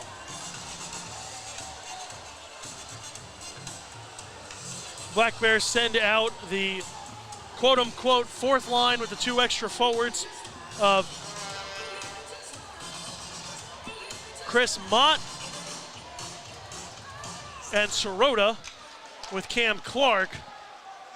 So a bit of jumbling there for Coach Sherwood as he maneuvers with the extra forward tonight. Again, only 5 defensemen dressed for the Black Bears, one being Emerson Emery, who is listed as a forward, played defense for the first time for these Black Bears last night, and if I do say so myself, slotted in nicely. And another big reverse hit by Cameron Clark. Poirier, that shot broke a stick on the way, or at least knocked it out of the hands of Luke James, and covered up once again by Nuusenainen. And I wonder if the guys in the video crew will be able to cue that up for us in the Heinz Energy replay. Excellent reverse hit by Cam Clark just above the security neutral light company, as we see some excellent shin balancing of a stool. That's the thing, when you come to a Binghamton Black Bears game, you are going to be entertained in more ways than one. I'm sure Brooks Hill is somewhere saying, what did they do to my rally chair? As this one's played now by the Prowlers. Tosto tries to keep it in, he can't, but the Black Bears will touch up and head back in on the forecheck. Back behind his own goal is Federley. Excuse me, that was Lockhart. And here comes Graham the other way. Graham offside just at the line. He doesn't seem too pleased by it, but nothing he can do about it now. 17:09 to play. Shots 20-13 in favor of the Binghamton team. Oh, it looks like we're going tarps off here, Cole. Got to get the boys going somehow. Let's get the fans into this. Absolutely an electric crowd here in Visions Veterans Memorial. Someone do me a favor and find out if that guy's related to Tyson Kirkby. I can see the resemblance, Cole.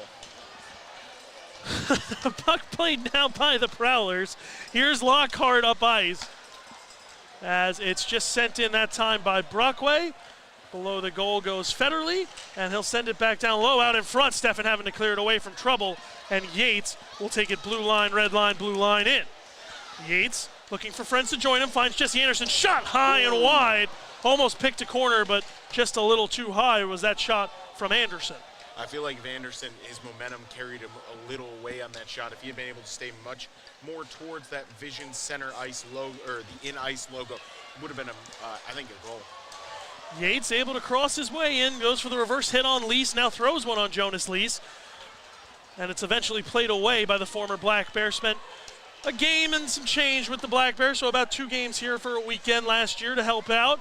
Morrisville Mustang, former teammate of Cam Clark, Caden Henry, Chris Mott. Here comes Thompson up ice. He elects to throw it off the boards, trying to find Bussell. It's instead played by Nuusenainen into the corner. Kirkby with a hit there that time on Jonas Lease. And the Prowlers will slow it down and enable themselves to get a breakout, except that it's picked off by Weber momentarily before it's sent in that time by Van Orsdale. Caden Henry now by the circle. Gets his pocket picked that time by Luke James. Takes it around behind the net. That one sent back deep by Heinzel. Clark Sending one up this time for Stuckless, and Stuckless with a path just in front of Henry. He beats out the icing and is able to keep this play moving as Stuckless able to go get that puck. Anderson calling Clark out to go get it. Sent up that time, and Clark will just be content with sending it back in, and a big hit thrown in the center ice by Clark on Houlihan.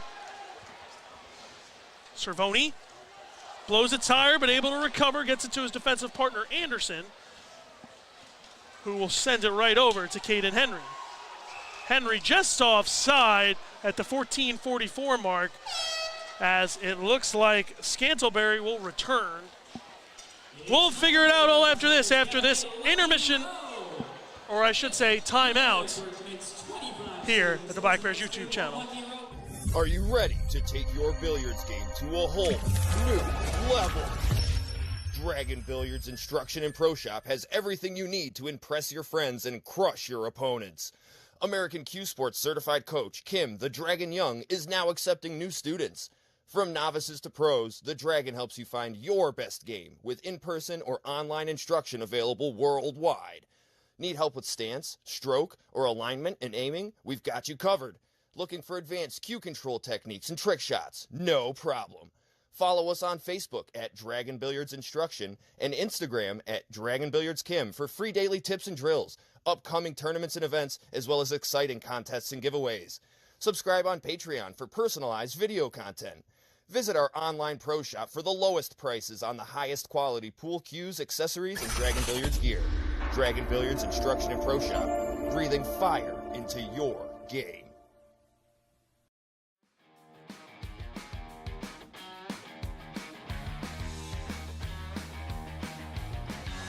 Check out all the new Black Bear merchandise by visiting the new online store, blackbearshop.com. Jerseys, t-shirts, sweatshirts, hats, and so much more. And we can ship as well as scheduling a free in-office pickup. Dressed like the Black Bears, head online to blackbearshop.com. As this puck's put back on the ice and turned up by the Prowlers, Jonas Lees has his pocket picked by Tosto, who will just send it in deep, where Steffen recovers his shot wide after it was deflected by Lockhart. Yates down by the boards, sidesteps a hit, but has the puck taken off his stick by Scantlebury, who has returned to play. Lockhart sent one in, his team offside, message not relayed to Scantlebury just yet, and now it will be as the play is blown dead, and we'll have a face-off outside the zone. And it feels like, Cole, the Port Huron has had a little, you can feel the energy is sucked out of them a little bit. That long road trip all the way down to Hudson Valley and now on to Binghamton.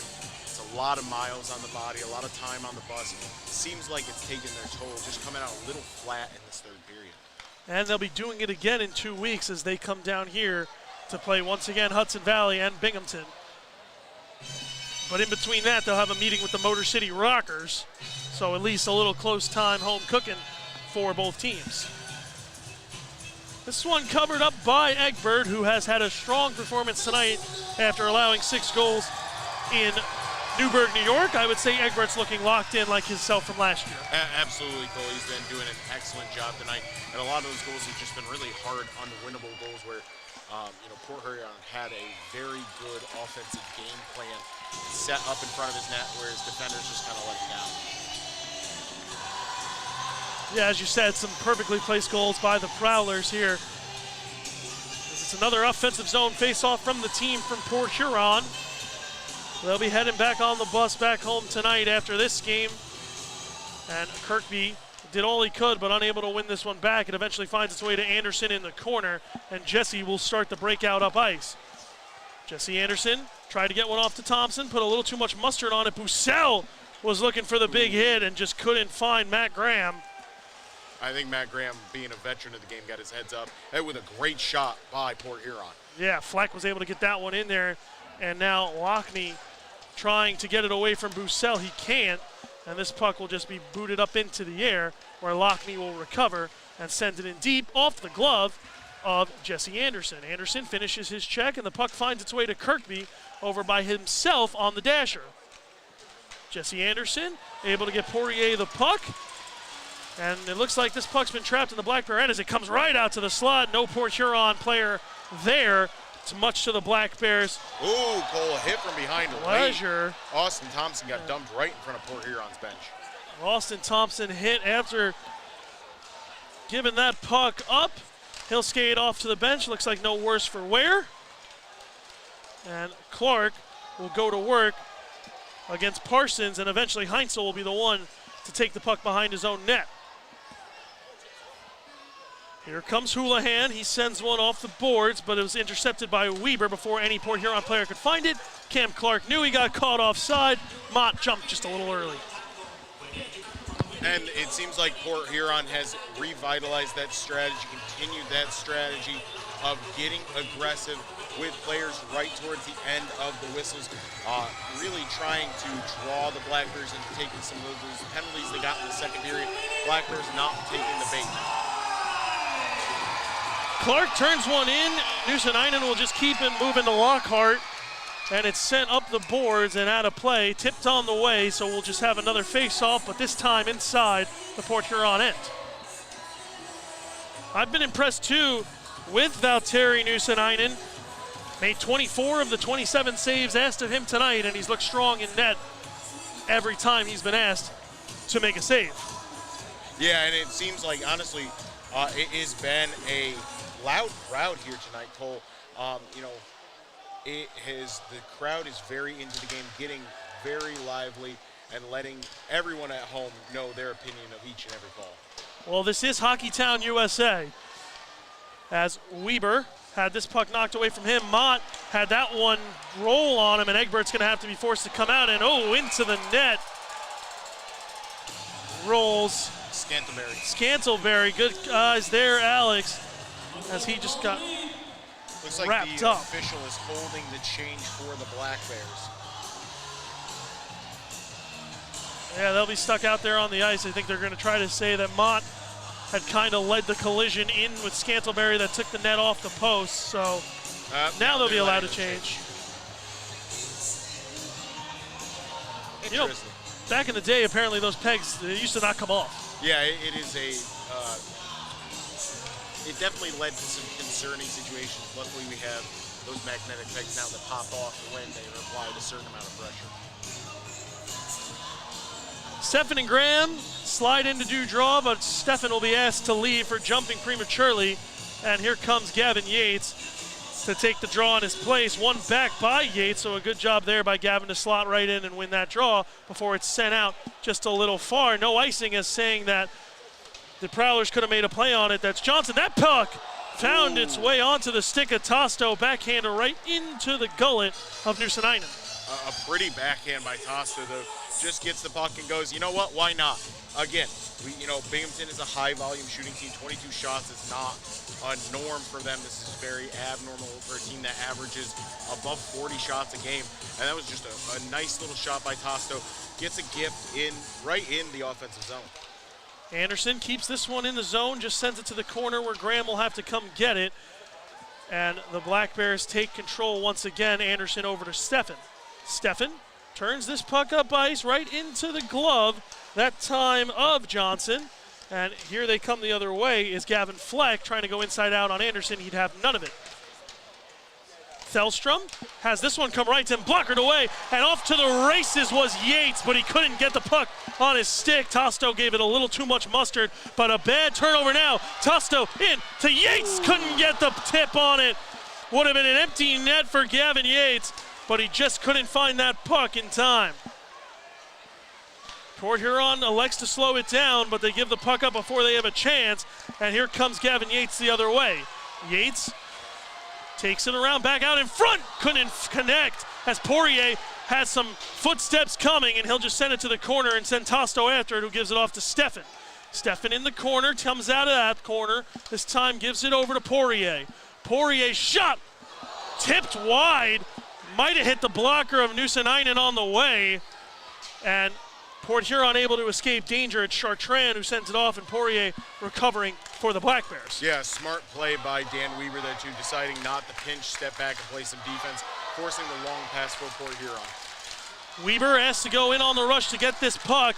He does so effectively, able to get it over to Kirkby, who then sends it up to Cervoni. Cervoni crashing, takes it around the net, electing to get down there with Kirkby. Kirkby does battle with the Prowler down there, and now it's over to Weber. Weber hesitates, takes it up again behind the net, and he gets it over to Kirkby, who tried centering it up, but a great play that time by Heinzel to stop that. I think Kirkby thought Austin Thompson was at center ice. Chartrand with one that bounced off the blocker of Egbert, and nobody could locate it, and eventually it was cleared away by the Black Bears. This one has the distance for icing from Weber. He'll be trapped out there on the ice. He's been on the ice for quite a while, but he'll get a nice rest as we head to our second media timeout of the third period. We'll be back right after this.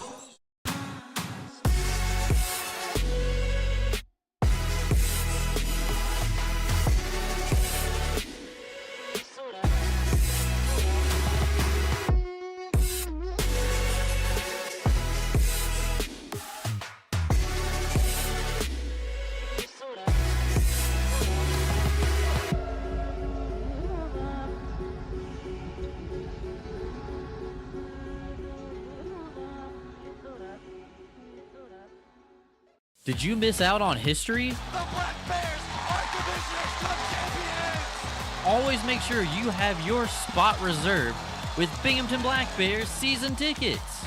Season ticket holders can receive discounts, great added events, and so much more.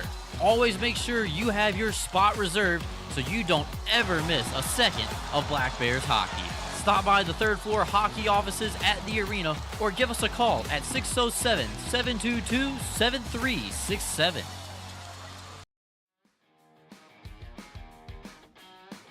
Cole Parenti, Alex Jones, super producer Matthew joining you here on a Saturday night in Binghamton. And as we saw the birthdays go up on the board, do you or someone you know have a birthday coming up? Then check out our Wegmans Birthday Experience. Join your friends and families to celebrate your birthday and get a custom Black Bears birthday cake. Celebrate your birthday with the Black Bears thanks to Wegmans. And Alex, I got an update live time from a statistician, Bob Howard. He said Prowlers and Black Bears combined for 13 penalties in that second period, 34 penalty minutes between the two squads. And Port Huron won the draw, but had to exit the zone on them. Won it just a little too cleanly there. Federley over to Lease. Jonas Lease comes right in. Where is it? Egbert has it between those pads somewhere, and he covers up. So Jonas Lease gets one in on his former goaltender and almost able to sneak one through the 5-hole. And an unfortunate play from Weaver. Two players step up at the blue line, forward and defender, which leaves Lease wide open. I think Weaver thought the forward was going to go with Lease. He could step up. Forward decides to step up into the play. No harm, no foul as Egbert ices the puck. Or freezes the puck, rather. Stuckless and Graham. One back this time to Thelstrom. Thelstrom got it right back from the boards. That one blocked along the way by Lockney. And Henry will be the first Black Bear on it with Lockney. Those two collide. A broken stick by the Prowlers, and it's 5-on-4. That one off the crossbar and stays out as it's recovered this time by Fleck, who sends it right to Graham, unable to get that one on goal as Thelstrom's recovered his stick. Anderson does battle with his other 77 counterpart, Lockney, down below, and it's Matt Graham turning one. Where is it? It bounces to the corner, and Stuckless able to turn it to safety for the time being.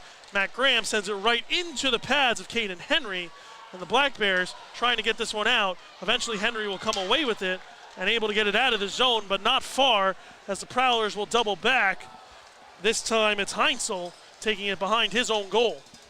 Yeah, just a bad defensive zone. They really felt like the Black Bears had lost their defensive shape there. Able to reset, get the puck out as the puck clears down to the opposite end of the ice.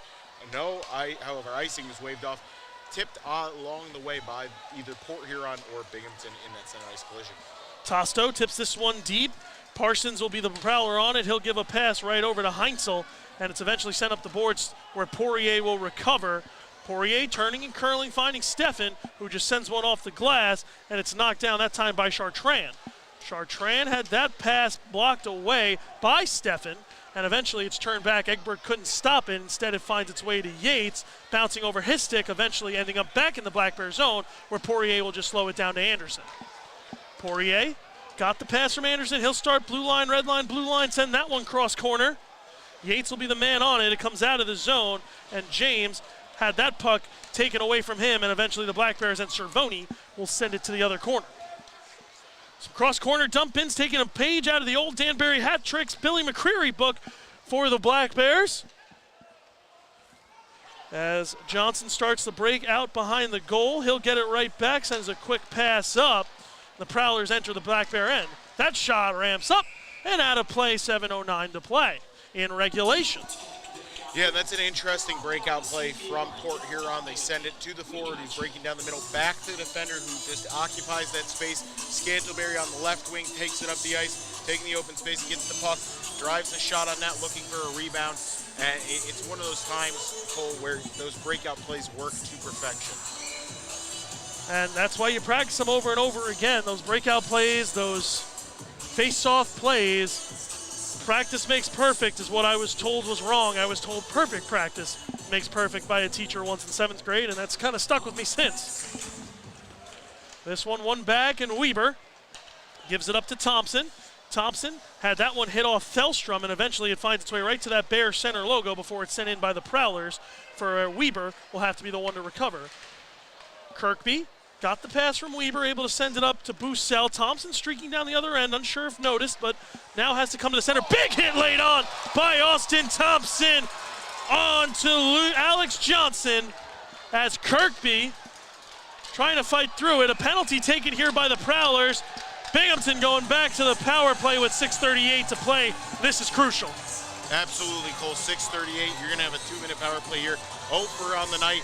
Binghamton needs a big goal here from, looked like a cross check, I think was the sign from the official.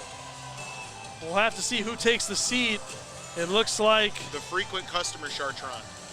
I think he's skating over to get the puck. He might have a little bit of muscle memory heading over to that box, but not him this time.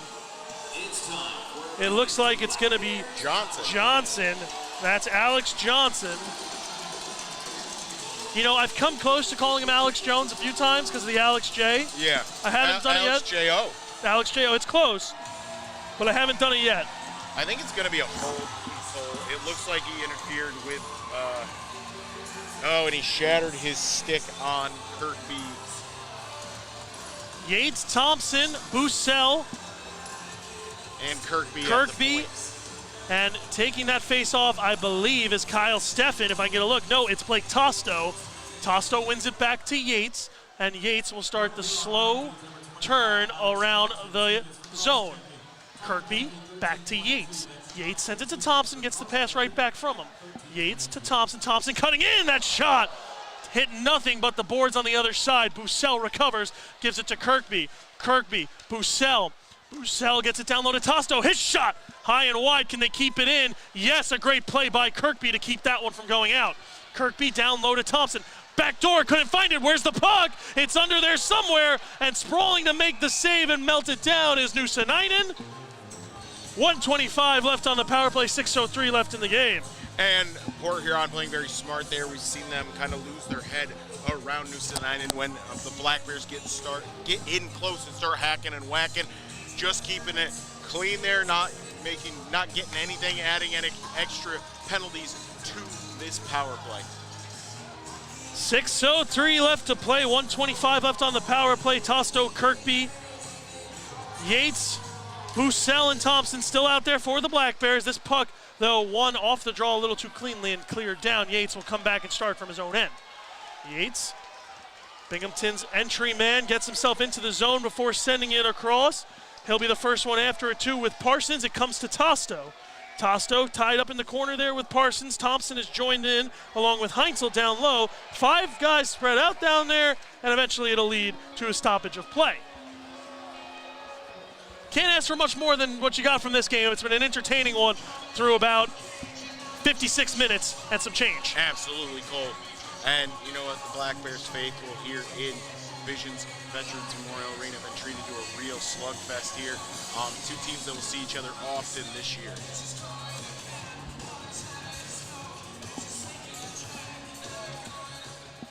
Federley loses the draw from Tosto, one back to Kirkby. Kirkby toes the line before giving it to Bussell. Bussell down low, tried to get it back, and Federley picked that one off, but Kirkby with a great save to keep it in the zone. Tosto finds Bussell. Bussell to Yates. Yates down low to Thompson. Back to Yates. Bussell wants it. Will he get it? He will here. Bussell, shot, tipped, and it hit Parsons on the way. It can't be cleared. Kirkby across. That one. It's in! Austin Thompson scores! Austin Thompson, his second of the night. Black Bears lead 4-3 with 5:08 to play. And it feels like Austin Thompson got his teammates back in this game with a big energy hit at center ice. Absolutely tattooed Alex Johnson. Ends up the 1 feet, ends up taking the penalty on Tyson Kirkby, and then Thompson buries it in the back of the net for the go-ahead goal at 5:08 in the third. Not only that, it's a Burger King burger goal. It's a burger goal, folks. The Joker is throwing burgers in the Visions Veteran Memorial Arena. The Joker is throwing burgers in the Visions Veteran Memorial Arena. Who would have thought that? Puck is down. Shout out Bobby Gross bringing the annual third period Pepsi. Unfortunately, Brooks No Brooks Hill. Hill. I'll pass it off to my little brother Dean, who's here tonight, and his friend Dom nonetheless. But as much energy as you have from that Austin Thompson goal, you have 5 minutes still to make sure that you lock this one down, Alex. Absolutely, and the Black Bears get a good exit in the zone here. Cam Clark here comes on the Clark. puck. Oh! Impeded by the ref. They're in play, Alex. There's nothing you can do about that. There's nothing you can do, but at the same time, you don't want the official to stick his skate out like that. Here comes Clark, his second chance, trying to get one across, eventually try to find Mott. And it's turned back by Sirota. Sirota sends it below the net, and it's recovered there by Mott. Mott, that shot got in quickly, and it was trying to find Sirota. Eventually comes to Jesse Anderson. Anderson's shot tipped around. Mott couldn't find it. Down was Nuusanainen. Graham takes the penalty, and I think he just got ejected for the extra shove he gave to Sirota. I'm not sure what Matt Graham was doing there. Yeah, absolutely losing his mind on the new guy just signed a couple days ago, Cole. Sirota in front of the net, keeping his net front present, doing a good job, and you know what? Absolutely gets saluted by the guys on the bench. Graham just took the penalty there, and that's going to be an easy one for the officials to call, a straight cross check to the back. Yeah, we'll sort it all out when we come back from this intermission of the time. As I try to dance myself out of that one, we come back from this timeout. We'll be right back after this. Fans, the next Black Bears home game will be on Saturday, November 2nd at 7 p.m. as Binghamton takes on Danbury for the first time at home this season. Grab your tickets now at binghamtonblackbears.com. Come check out the newly redesigned Grand Monarch Apartments. Luxury boutique living. Located in the heart of the Tri-Cities, Grand Monarch offers luxury boutique living and should be your new home. With just 24 units creating a quiet, homey feeling with an emphasis on service and responsiveness to all of your needs. With 1, 2, or 3 bedroom plans, give them a call and find out more information today at 347-915-3560.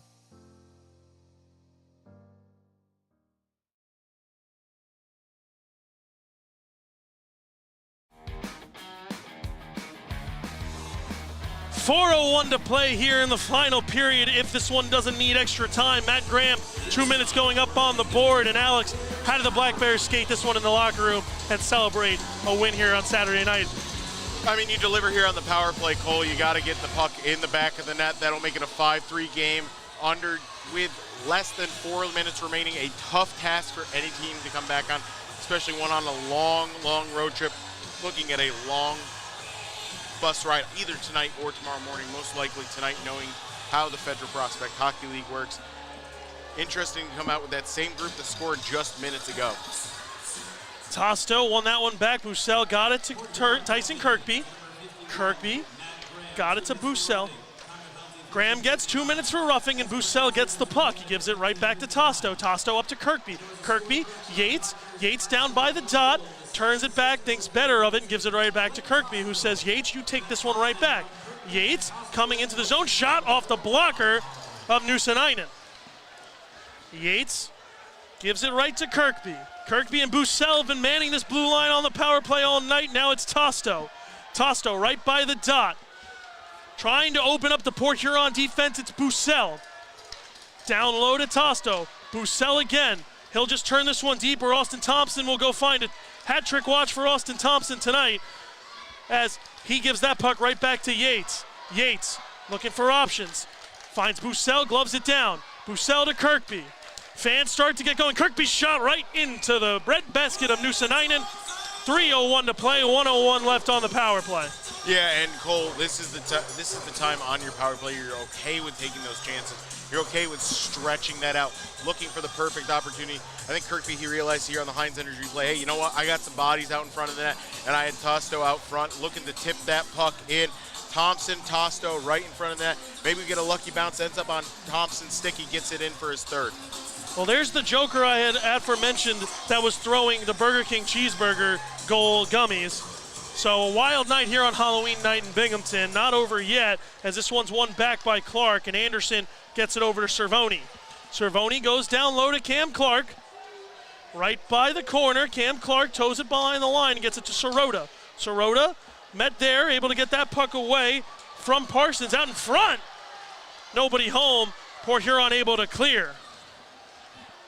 New guy Zach Sirota making his presence felt on the ice. And I'm sure Coach Sherwood has to be happy from what he's seen from the rookie forward in the first 2 days. Absolutely, Cole, and done a great job in front of the net and moving the puck. Here comes Steffen over the line. Shot wide, rebound. Clark couldn't find it as he's taken out of the play. That time by Parsons. And it's right by the bench, turned away by Charton. Shorthanded comes the Prowlers. They'll be content to just chip it in deep, and they've nearly killed this power play off. A big momentum boost for the Prowlers, keeping themselves in this one as Matt Graham set to return and taken away by Charton. He's in alone. He scores. And just a sloppy play by the Black Bears, Brooks, letting Charton get in there, get into the defensive zone, unencumbered. The defenseman left too early on the breakout, and we have a tie game with 1:59 left in as the Port Huron Prowlers go back to even strength. We said they would have to be crisp with the passes and score on the power play. They do neither there.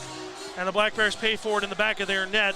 So 1:59 left in regulation. This one locked up at 2. Cervoni's pocket picked by Charton. He's been all over the score sheet tonight. Penalties, goals, points, assists, and that time he finds the equalizer.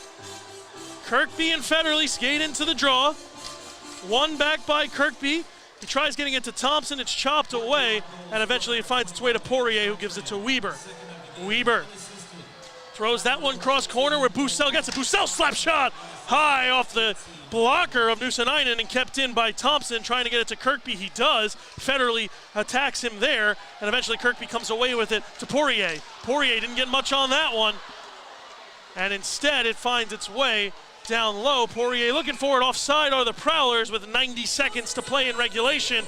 Alex, this one holds still. We could be looking at our second overtime game in as many days. And unfortunately, just getting to the heel of Poirier's stick, they're not able to get a ton on that one. Just fluttered on him at the last second. You'd prefer that defender just to get a quick wrister in. He waited to try to get a bigger shot there rather than getting just a quick wrister, and unfortunately it fluttered on him. Steffen skates in against Graham. Steffen able to win that one back to Poirier. Poirier, Cervoni, Weber, and Anderson, the 4 natural defensemen with Emery joining in, doing a phenomenal job tonight with Dan Stone and Dakota Bond out of the lineup.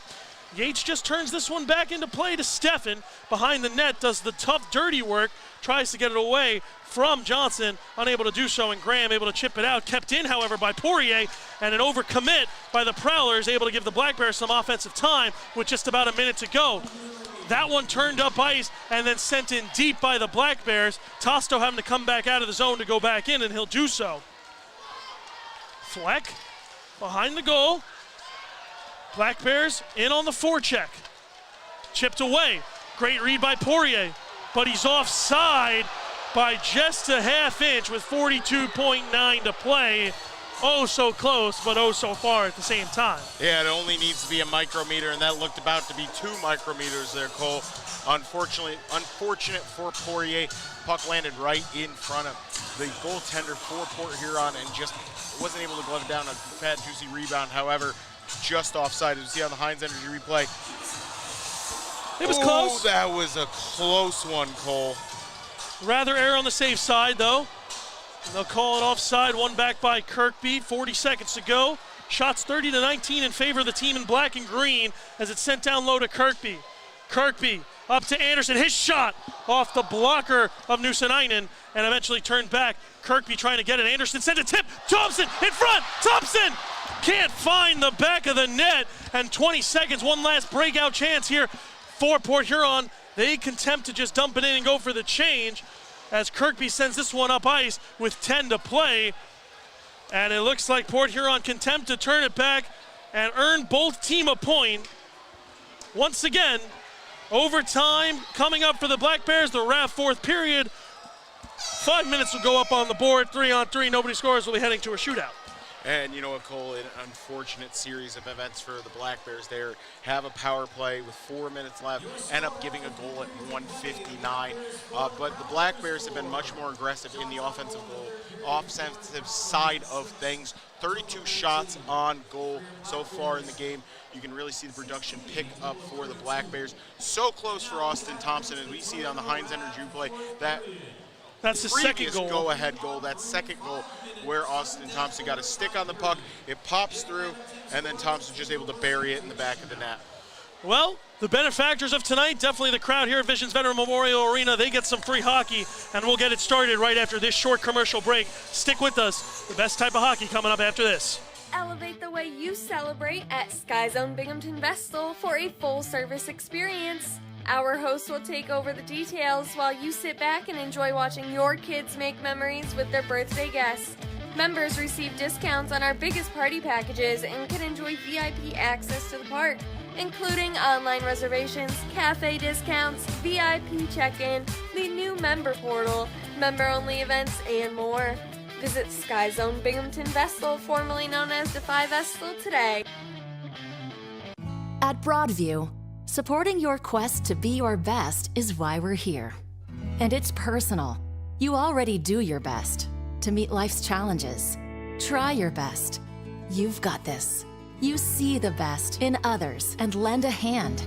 Wherever you are on life's journey, helping you be your best is the reason we're here. Let's get started. Learn about becoming a Broadview member at broadviewfcu.com. Last night it was Cam Clark. Who will it be tonight as we head to the RAF fourth period, overtime period? Alex, either side, who do you think scores this goal, if there's a goal, and are we destined for a shootout? You know, Cole, I'm horrible at predictions, and apologize to those on the feed who couldn't hear me before the mic, just having a little bit of a microphone issue. I think the Black Bears pulled this out. They're excellent in 3-on-3, specifically with the players they have. Clark, Steffen, Yates, Kirkby, Thompson. You have to think that favors the Black Bears here. I'm going to predict someone you didn't mention. I'm going to say the guy I just saw standing up on the bench, Blake Tosto. You know what? Blake Tosto as well. He's got a hot hand so far tonight. He's been playing exceptionally well. And you know what? I'm excited to see what the Black Bears bring here. A team that's a little more accustomed to these overtime moments. I mean, it's been that kind of game where 3-on-3 doesn't seem that abnormal, Cole. Now, if we look at the other side, I'm sure Port Huron's going to be looking to get it to the stick of Federley or Chartan. Chartan with the hot stick tonight. I also wouldn't be shocked if Scantlebury plays a big part of this. He's a big body, who can move a little bit, plays well in the defensive zone. I'm sure he'll be the defender we see out there first. Yeah, it looks like, from what I'm seeing from Port Huron, it looks like Lackney, Johnson, Federley is going to be the line. They'll be matched up with Tosto, Yates, and Anderson. And for the Black Bears, only playing with 5 defensemen tonight, putting up the effort as of right now that they did is a huge win. So we'll see if they can get that extra point in the standings. 5 minutes goes up on the big board. 6 guys go on the ice that can score. 2 guys on the ice trying to stop them from scoring.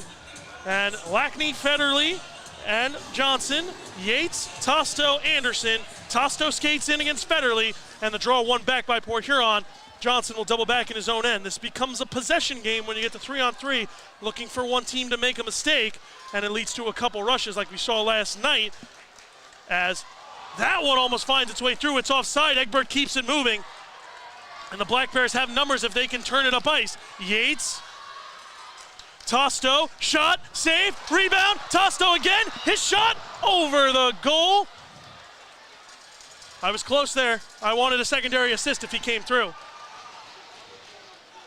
This one dumped back by Johnson. Doubling back, looking for his teammates. He gets it up ice to Lockney. Lockney one-on-one with Yates. And he'll just take it around the net, waiting for his teammates to join. Fresh bodies out there for the Prowlers. Lockney, Anderson able to get a piece of that. And it's sent out of play, tipped along the way. Kirkby picked it out right away, 4:03 left in the overtime period. Yeah, and just saw like Gavin Yates ran out of gas right there, covering Lockney. Both guys been on the ice for a while. Gavin Yates a little more energy output in that 57 seconds, and just not able to keep up with Lockney as he drove the net. A great job by Lockney, though, getting on net and getting a good shot in there. Weber, Kirkby, and Thompson. The next three tapped by Sherwood. Graham, Lockhart, and Thelstrom tapped by Graham himself. And this one won back by Kirkby to Thompson. Trying to get possession are the Black Bears, and they do. So the Prowlers will have to give them room unless they go for a quick attack here, as it's Weber will be the lone defenseman trying to get it to Kirkby out in front of him. Kirkby able to poke it ahead. Can he keep it moving? He can to Thompson. Thompson in by the circle shot. Off the blocker, and it took a weird hop off the boards. It finds its way to Lockhart. He meets Weber, and that puck eventually knocked. Weber trying to get it away and a little upset with himself that he wasn't able to. Lockhart doubles that one back to Brockway, and he'll allow his team to change. Kirkby will give way to Steffen, and Thompson will give way to Clark. So Clark and Steffen, the next two tapped here with Weber. Graham looking for a change, Weber looking for a change. Here comes Anderson. I saw him standing up on the bench, knew he was coming soon, as James starts to play up ice. James in over the line, couldn't get enough on that shot, and Clark will be the one to come away with it. James blows a tire, 3-on-1 for the Black Bears. Here they come, Anderson, James, Steffen, Anderson, Steffen, he scores!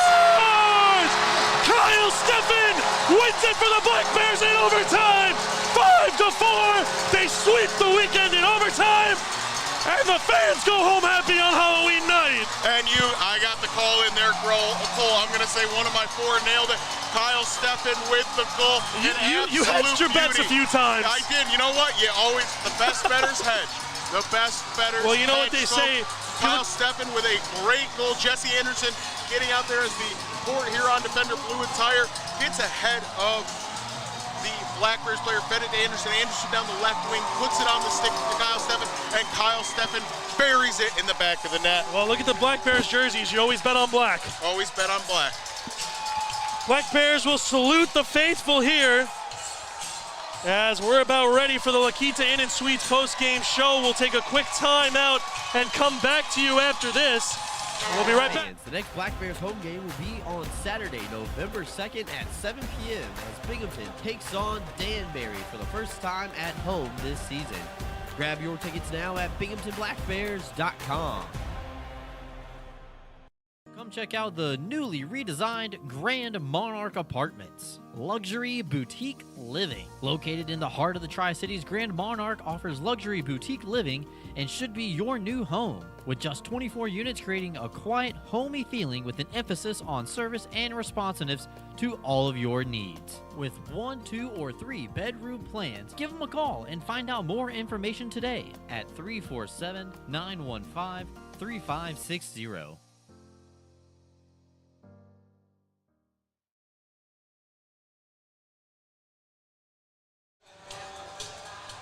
Well, definitely a celebration here in Binghamton. We get ready for the Rocco J. Testani Budweiser 3 Stars of the Game. Welcome to the La Quinta Inn and Suites post-game show. La Quinta Inn and Suites by Wyndham Binghamton, 581 Harry L. Drive in Johnson City. And you get a quick look at who's going to be the 3 stars of the game. 3rd star, Dan Charton from Port Huron. And you can get a look at the next 2 from Binghamton. 2nd star of the game, number 25, with 2 goals tonight, Austin Thompson. Austin off to a hot blazing start this season. And no question about who the first start was going to be. He was out last night, he's back tonight, turning himself quickly into a fan favorite. It's Kyle Steffen. Those are your Rocco J. Testani Budweiser stars of the game. And Alex, let's get into the La Quinta Inn and Suites post-game show. I'll tell you what, Cole, that was what a way to finish a big weekend of hockey. An electric crowd in Visions Veterans Memorial Stadium. Just got to see a awesome display by Kyle Steffen in overtime. Yeah, 2 fantastic games. Some would say back-to-back games of the year. They've been exciting as heck. Some might even say Cole Parenti equals games of the year. I will say, when we got on the bus yesterday, Coach Sherwood was saying Cole's 1-0.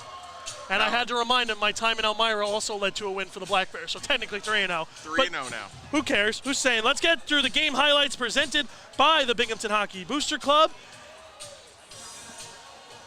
It's going to be a doozy as that last period proving to be an exciting one. 5-4 your final score. Let's get into the goals. This one started out with a goal from Austin Thompson. He bounces one off a defender in front, and it's matched on the power play by Alex Johnson, which led us to a 1-1 tie in the first. And you know what? It was a quick first frame, 1-1.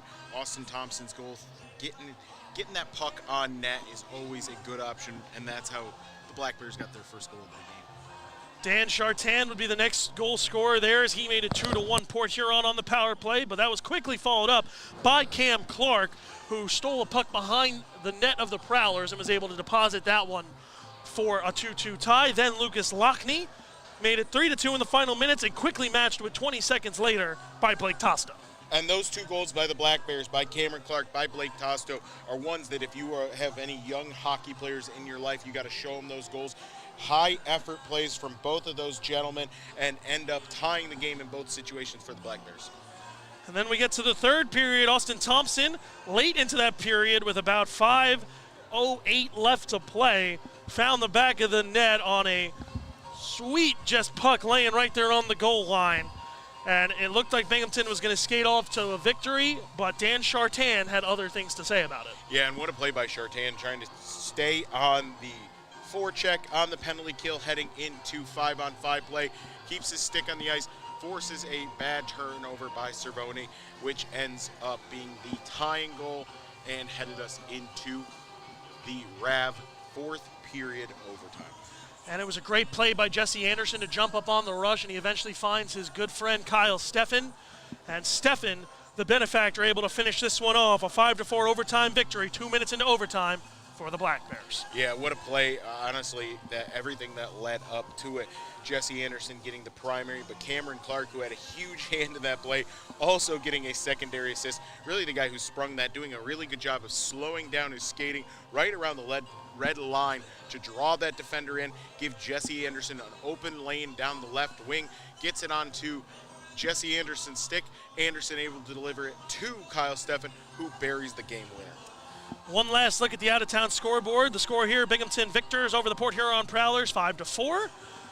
Danbury leading 6-2 over Hudson Valley. That game just about ready to go final. Baton Rouge also about to go final, leading 3-1 over Mississippi. Carolina, 3-1, about to go final as well over the Blue Ridge Bobcats. Motor City and Watertown look destined for overtime as they're tied at 4.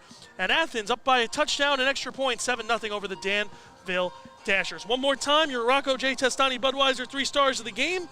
Third star from the Port Huron Prowlers, Dan Chartan. Second star from your Binghamton Black Bears, Austin Thompson. First star from your Binghamton Black Bears, Kyle Steffen. And those were your tonight's 3 stars of the game. Alex, your final thoughts before we send this one off into the night. You know what, an excellent, excellent game from the Black Bears. They rallied, they fought hard, and got a good win. Felt like at times the game was just slipping away from them for the Black Bears. It was a great game and a great win. Port Huron brought a physical game we really haven't seen this year from opposing teams, and they really got into the head of the Black Bears there in the second period. However, the Black Bears were able to come back in the third period, keep a level head, and finish this game off in overtime. Thank you so much, Alex. Fantastic job as always. The Black Bears are on the road next Friday against the Hudson Valley Venom. That game starting at 7 o'clock. The Black Bears YouTube will be live. Brooks Hill will be back. I'll be alongside him. And then the day after that, Saturday, they are home once again at 7 o'clock against the Danbury Hat-Tricks. Get your tickets at binghamtonblackbears.com or call 607-722-7367.